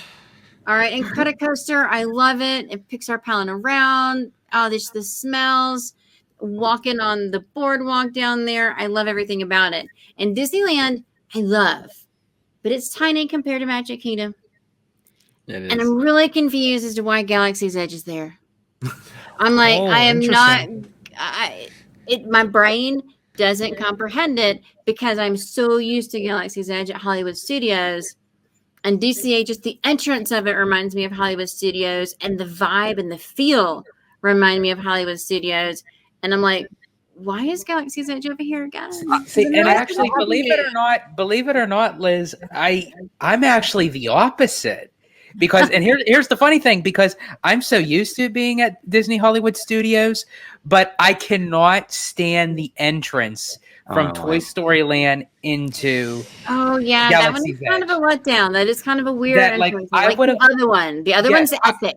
I would have loved to have seen like the transition, like if they had like a Darth Vader action figure, like sealed in a box, like moving into Galaxy or something of that nature. Not too late. Not too late. My best argument, and not everyone agrees with this, but my best argument for Galaxy's Edge in Disneyland is this. I think there's very few franchises, I think, that can kind of get away with having its own land in Disneyland, but I think Star Wars is one of them. Because that property kind of encompasses everything Disneyland is about. It's a fairy tale. It's a galactic fairy tale. It's tomorrow. It's space travel, the galaxy. It's about cowboys and princesses, and it's new frontiers, right? It's very much. It's very much all of the lands almost at Disneyland in one little area. I mean, even the marketplace in Batuu kind of feels like a galactic adventure land in a lot of ways. I think it's almost, in a weird way, almost like a love letter to Disneyland. It's sort of like its own little space Disneyland. Now, all these different elements. Batuu is on the edge of Frontierland, which is supposed to be on the edge of the galaxy, right? And once my brain got past the point of it just didn't feel right to go from Frontierland to Galaxy's Edge, I was really super happy that I got into Galaxy's Edge, and y'all, I didn't have to think about anything about where I was going. I knew exactly where everything was. This just felt like home. Like it literally felt like Disneyland. I was like trying I was just trying to figure out where everything was, and it's smaller, and it's on the the map is smaller, and it's not as strung out as Disney World is. But when I walked through, I just felt like because I know exactly where everything is. I know where August Cantina is. I know where Dark Ondo is. I've never been here before, but I'm going. Let's go. So let's go. Liz and I always we don't always agree, but what I will say is this. Is that I love having Galaxy's Edge at Disneyland versus Hollywood Studios. And the reason is I never thought about it in the way that you described, OG, with the, princess and the cowboys and the fairy tales and galactic fairy tale. I really like that though. But when we were there, I mean, our most recent video is of us having a Star Wars day at Disneyland. Mm-hmm. Which is way easier to do. Yeah. I mean, we had Hyperspace Mountain, we had Star Tours, and all of Galaxy's Edge, of which you do not get all of that at Hollywood Studios, along with the love of Star Wars at Disneyland. There is this love of Star Wars at Disneyland that does not exist at Walt Disney World. That's not to say that Star Wars fans don't exist at Walt Disney World. Understand that overall, there is this passion behind Star Wars. And I don't know if it's because, hey, it started in California and all. I don't know. I don't know if that's why or not, but there is this overwhelming, like, everybody seems to relate better. It's not just a ride. Doesn't feel as you can distance. have this massive experience, and to have that does not exist at Walt Disney World currently. There at the time of this video, there is no characters roaming around Walt Disney World, and they are roaming around and in your face. Do the Kylo Ren. Dre, do the Kylo Ren. There you go, Dre. Do the voice changer. You have summoned me. Why? Yes. Why have you come to this planet of Batuu? What is your purpose? Yes, that kind of stuff. Yeah, like that is that, and it's just there. It's in your face, and then you get to go when you're off planet, and you're getting to go to Hyperspace Mountain, which we got to do. Oh my gosh, phenomenal! Loved it. Okay, and then Star Tours, which I think is I don't know. It's the same Star Tours basically, but I loved how everything was right there. And then on top of that, I got to go do Snow White. There you go. I didn't have to go to another park. I didn't have to hop on a Disney bus. I didn't have to get an Uber or a Lyft. I didn't have to, I didn't have to do all of that. I got out of the bubble to go back to the bubble. Right. Well, and you know what's interesting too about the two different resorts in terms of IP? At Disneyland, the Californians and the Disneylanders, we've been kind of conditioned to have Star Wars in Disneyland because we've had Star Tours since like 1986. Yeah. I think it was 87. So it feels very normal to have Star Wars in the Castle Park because we've had one for 30 plus years here. So when they added Batu, okay, there's more Star Wars. We've had Star Wars, now we get more of it. Yeah. But it's funny though, because like with Florida, it's different because you guys always had Star Tours in Hollywood Studios and you got Batu over there in Hollywood Studios. Yeah. But even with Marvel, it's different because the Orlando fans are like, oh man, Marvel is a universal thing because that's what they grew up on is Marvel. Yeah. Right? And that's the trademark and everything, the rights. So they got that. They got it. So and then it's like a kind of a culture shock to come here to a Disney park coming from Orlando and have have Marvel. DCA does it better, I think as far as I know, and I watched the video on the with you guys with the DCA. I really like it. I think it could be better. Oh, it definitely could be better. And Dre, I agree with you. It's it's the Chapek era of like it's almost there. Yeah. Right. It's not. Like if it had a grander entrance. Like and good on him. Good on him for like it exists. He meant well. And yes, there should be that epic ride that they just haven't done yet. It was supposed to happen and it didn't. And with the Quinjet and all that, right? But okay. That being said, the transition of music is amazing. When you're in there, everything feels epic. But it's just not long enough to get in there. But it does feel like, hey, you better epically eat something or drink something. And spend some money at the store. Right. Yeah, whereas car planes, you have that whole street that you're walking down and it just feels like you're transitioning and you're like, wow. And that's what I wish Avengers Campus was, man. Like we need another 100, 150, 200 feet to get into the land. It's a stark and difference to get out of the land. It's a stark difference. No pun intended. No, there's everybody between Iger and Chapek, right? Yeah. Right there, right? Those two things. But Avengers Campus it's a land that hasn't been set free yet. Right. There's something there. They're waiting. I don't know. It can be more. Yeah. Well, you have to think too. What Avengers Campus didn't really get the best opportunities during the time frame because the first part it was supposed to be much bigger in a different location of DCA, and then when the Eastern Gateway didn't happen, they had to rely on different means of how to get this. So they had to replace a Bugs Land and put it in this small crammed little space. Yeah. And then they said, okay, within this small crammed little space, you're going to get this awesome kick butt e-ticket. And then the world collapsed. And then it's like, it's like Avengers Campus never really got the full impact of TLC that it should have gotten. But I must say though, of what we did get, at least I can say that the land itself has more of a pulse than Galaxy's Edge has within the land goes. Because you got the characters walking around, the interaction. That was such an amazing difference between March and June, where it was just like, this is what it should have been. Man, I was so sad that we didn't have Morgan to find Loki running around. She'd have been just like, Well, first of all, they're sticking with timelines. Yay, Galaxy's Edge isn't. Galaxy's Edge is. No, they are not sticking with timelines at Galaxy's Edge. Ours is like Nazis. Ours is like I don't know.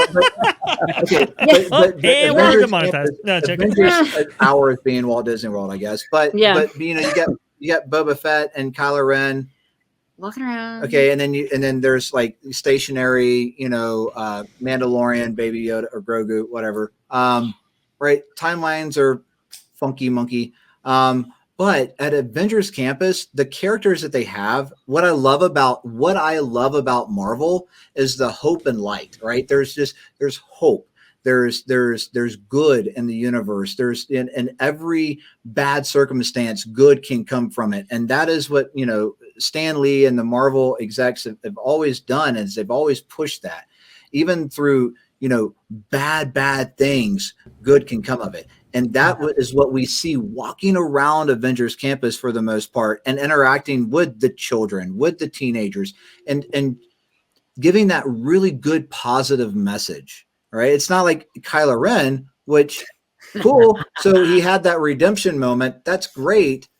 But he's not showing that at Galaxy's Edge, right? There's still the dark and the dark side and all of it. So that's what I love about Avengers Campus, that even though if that's all we're getting that and food and then a way to lose your food Say that on like food is nothing. Mission Breakout. Right. Okay. And then you got to go get more food. It's a never ending cycle. You can't ever leave Avengers Campus, but I loved being in there and feeling that epic music, seeing the characters out and about, which was amazing. And then to have shawarma. Wait, and say shawarma. Spider-Man.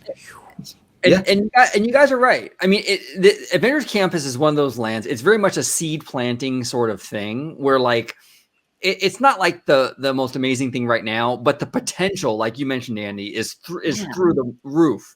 I mean, they can do so much with that land now in terms of the multiverse and the countless Marvel movies and stories they have coming out. I mean, I imagine like a multiverse e-ticket or a Moon Knight e-ticket or something. I mean, there's so much potential that they can expand with. So I think it was really a plus for the park. Right now, not the most amazing experience ever, but I do think as the years go by and they start to add here and add there, I think there'll be a pretty solid opportunity. Yeah. Totally. Yeah. Totally. And then Galaxy's Edge could learn from that. Yeah. Let's have a couple of months where you can meet Anakin. Let's have a couple of months, where you can meet like all the different timelines there, and just don't be stuck in one. Come on, people. Can we have some shows, like Avengers Campus does, Spider-Man and the kind of the what is it, the kind of the pseudo stunt show that they have up there on the Avengers e-ticket facade. That would be really, really cool too. I mean, and that what kills me about Galaxy's Edge is that all that stuff, a lot of the scenic set dressing and so forth was all done for the purpose of having shows and stunt shows and all this kind of stuff. And it would be really, really cool to get that. Thankfully, they are kind of breaking away a little bit with that when it comes to like getting Fennec Shan in there, or Boba Fett, or the Mandalorian as and Grogu as time will go on. But again, like Galaxy's Edge has really good bones. Just needs a little bit more just to kind of plus it up. Avengers Campus needs a little, it needs some more added to it, right? But there's potential there. So it needs its own ride, not a retheme. Right. It needs its own thing. And there's nothing wrong with the E-theme except that I just simply can't do it. But anyways, I love the ride for what it is. It's hard for me to do. But it needs its own thing other than web slingers. Yeah. All right. See, like you say it like I think it, like, I don't like I don't want to be that active on a ride. I'm sorry.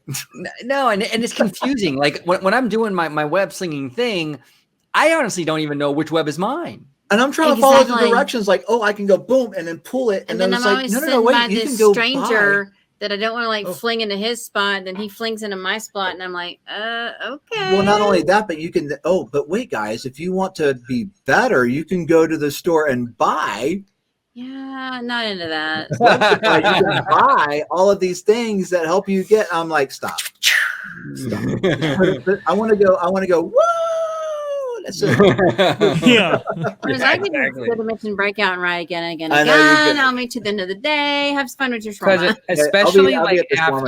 Especially after riding the Amazing Adventures of Spider-Man at Universal, which I had covered that, like, because as I said, as part of my trip, I did Disneyland, Disney World, Universal. So having to experience both attractions that themed to Spider-Man, but at both different parks, as much as I cater to Disney, I love Disney, that Universal, as far as for Spider-Man goes, they still take the top piece of the cake there, because it's like, and we've had this conversation before, and Vash put it so eloquently about that if they were going to use the ride system that they did for Web Slingers, do it with a different Marvel IP. Don't use Spider-Man. Right. Yeah. It sets an expectation. I mean, guys. I mean, it's basically, Midway Mania. I mean, it's it's sitting in an oversized toaster oven. Basically, there's so much more they could have done. Yeah. My daughter loves it though. Yeah. Loves Hey. it. Didn't have to sit And next all to the other stranger people, either. and all the other people that pay the lightning lane for it love it, and all the people that stand in the long lines love it. I wanted that swinging pendulum. That's what I wanted. Like I wanted that thrilling butterflies in your stomach feeling. That I want to feel what Spider-Man feels when he's flinging through the air. Yeah. How about you're being, I don't know, you go through that ride and they could add like other elements to it.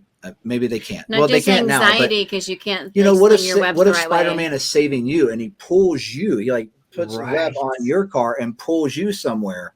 I don't know, something like that. Like, I mean, compared to Web Slingers and Toy Story Mania of how you have to work your arms, I mean, I'm surprised we all don't come out there like with Dwayne the Rock Johnson like arms. Yeah. Well, and power. Andy, you brought up a great point with Spider-Man saving you with the web and stuff. That would actually have been a very cool retheme for Tower of Terror if it was a Spider-Man ride and you're going up and down because Spider-Man's trying to pull you back up with his web. Yeah, I like it. That would have been a cool retheme for that. Yeah. I do like the collector idea. Wrong with Tower of Terror. There's nothing wrong with Tower of Terror, but I get it. I mean, I understand what they did there with the Avengers Campus, or the thought that this was going to happen ultimately, and so we might as well do that. And I get it, but I get so sick on I literally I have uncontrollable, like I turn green, uncontrollable sweating, like I shake everything when I get off fight or flight. Like it's horrible, and I do it and I video it, and he loves me, so he does it at least once. I do it at least once.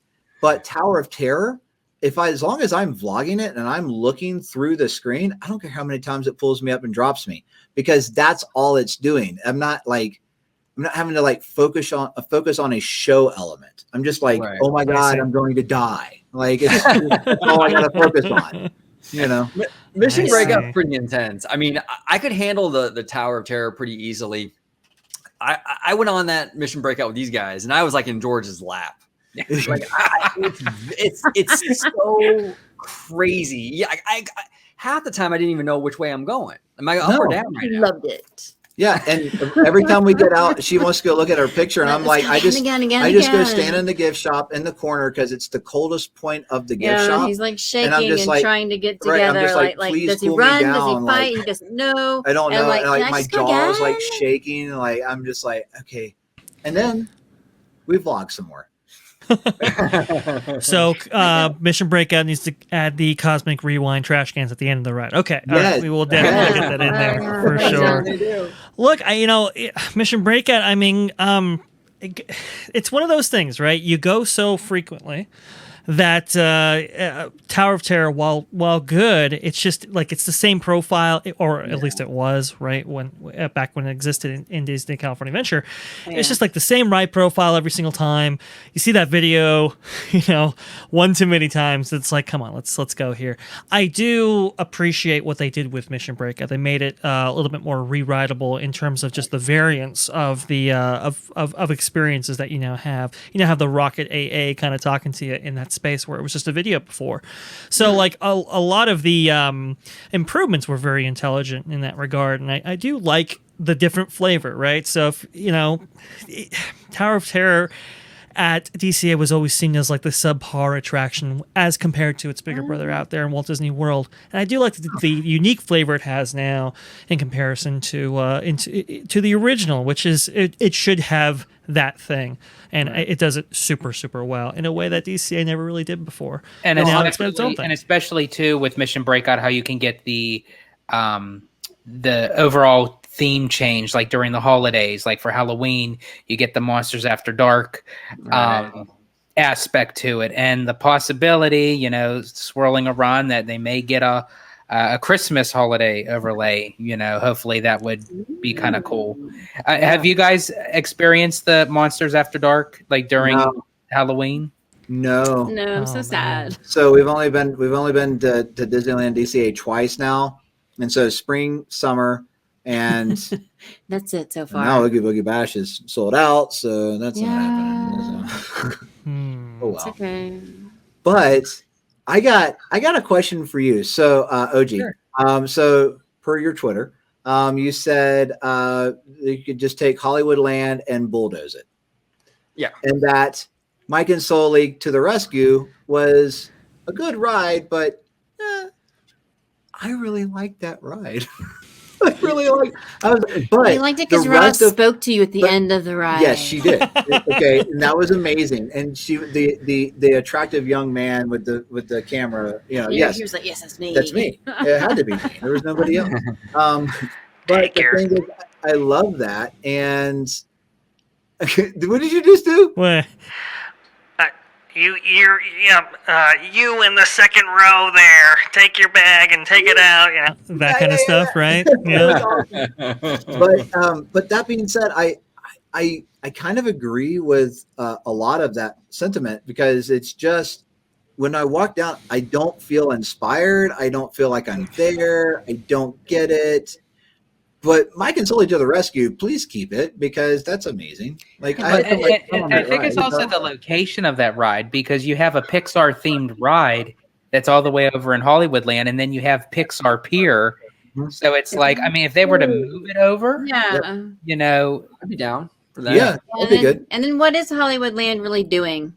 Yeah. It doesn't seem like it's functioning very well anymore. I understand. No, It's weird. It reminds me of Hollywood Studios, but just makes me go, huh?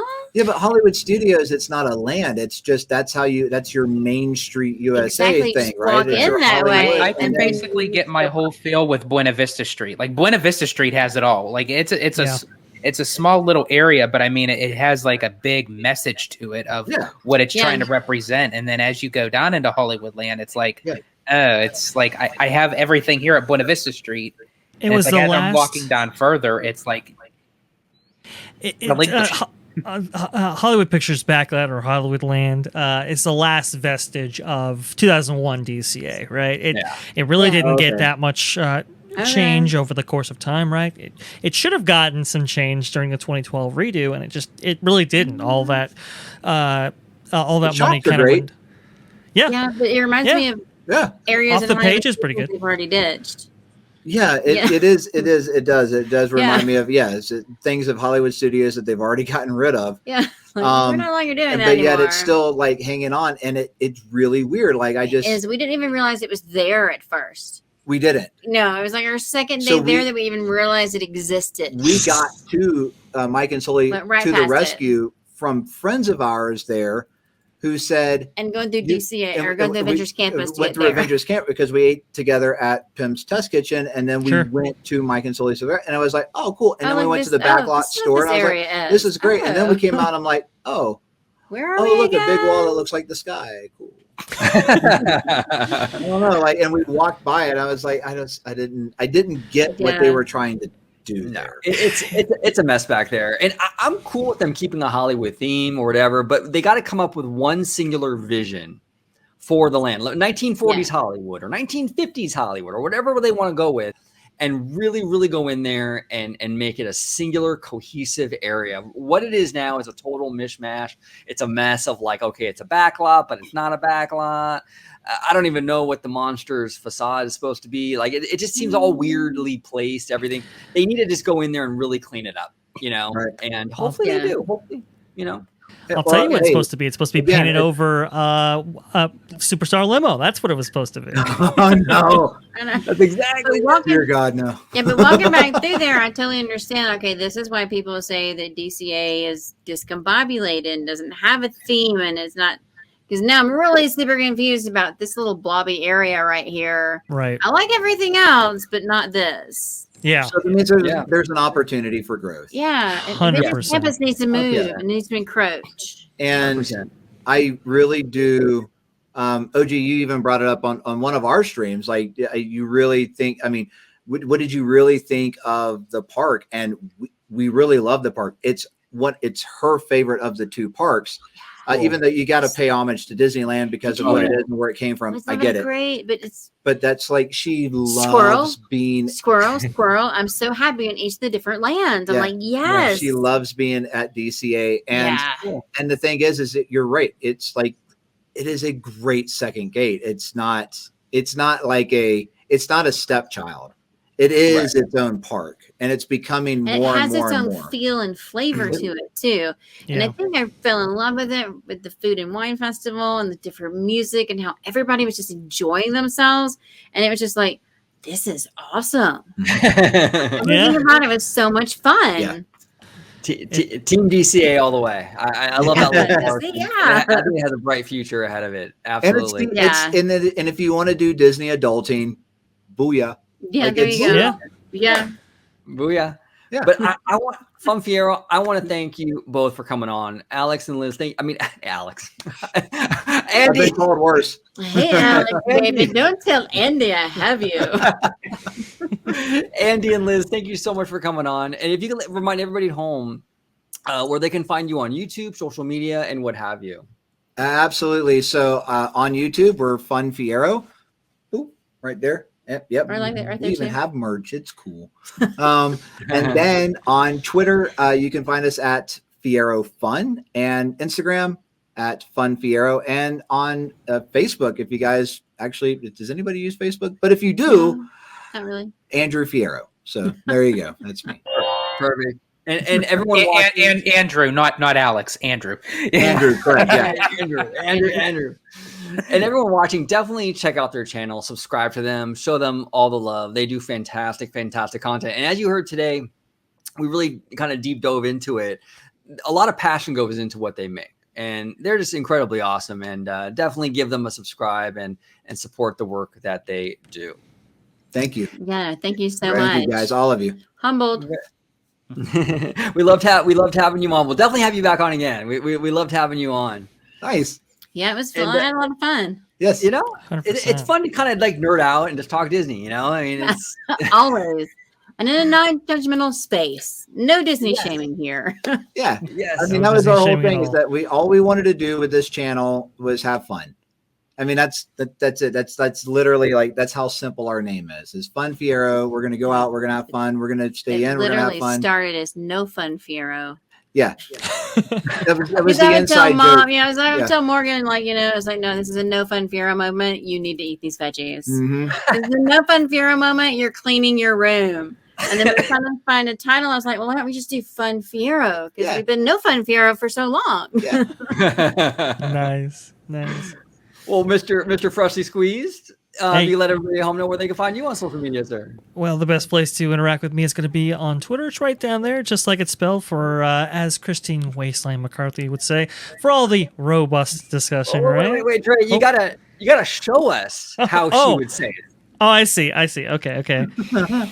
As Christine Wasteland McCarthy would say, for all the robust discussion. There you go. How about that, right? Loved it. Perfect. Love it. There you go. And hey, if you want to, right down there, and if you want to see me, well, it's going to be on the channel you're watching right now at Orange Row 55 at Freshly Squeezed, your source for juicy news and info squeezed fresh, right from the Grove. Perfect. And down below, we got Mr. Family Man 23. If you can let everybody at home know where they can find you on social media, sir. Absolutely. You can find me on my YouTube channel at Disney Family Man 23. You can interact with me on Twitter at Disney George. And of course, you can find me here on Orange Grove 55 with Citrus Corner. with some sweet, juicy, but yet sometimes sticky Disney news and info. Very good. So Very good, so Awesome. good. Well, again, I want to thank our very special guest, Fun Fiero, for coming on today. It was a really, really good time talking the parks. I want to thank Dre and George, as always, brothers. Thank you for coming on and joining me today. Those of you at home, comment down below with all your thoughts on everything we talked about in terms of vlogging, in terms of the differences between Disney World and Disneyland, Avengers Campus, DCA, all that good stuff. Comment down below. We would love to hear from you. Thank you so much for all your support. And as always, have a wonderful, wonderful day.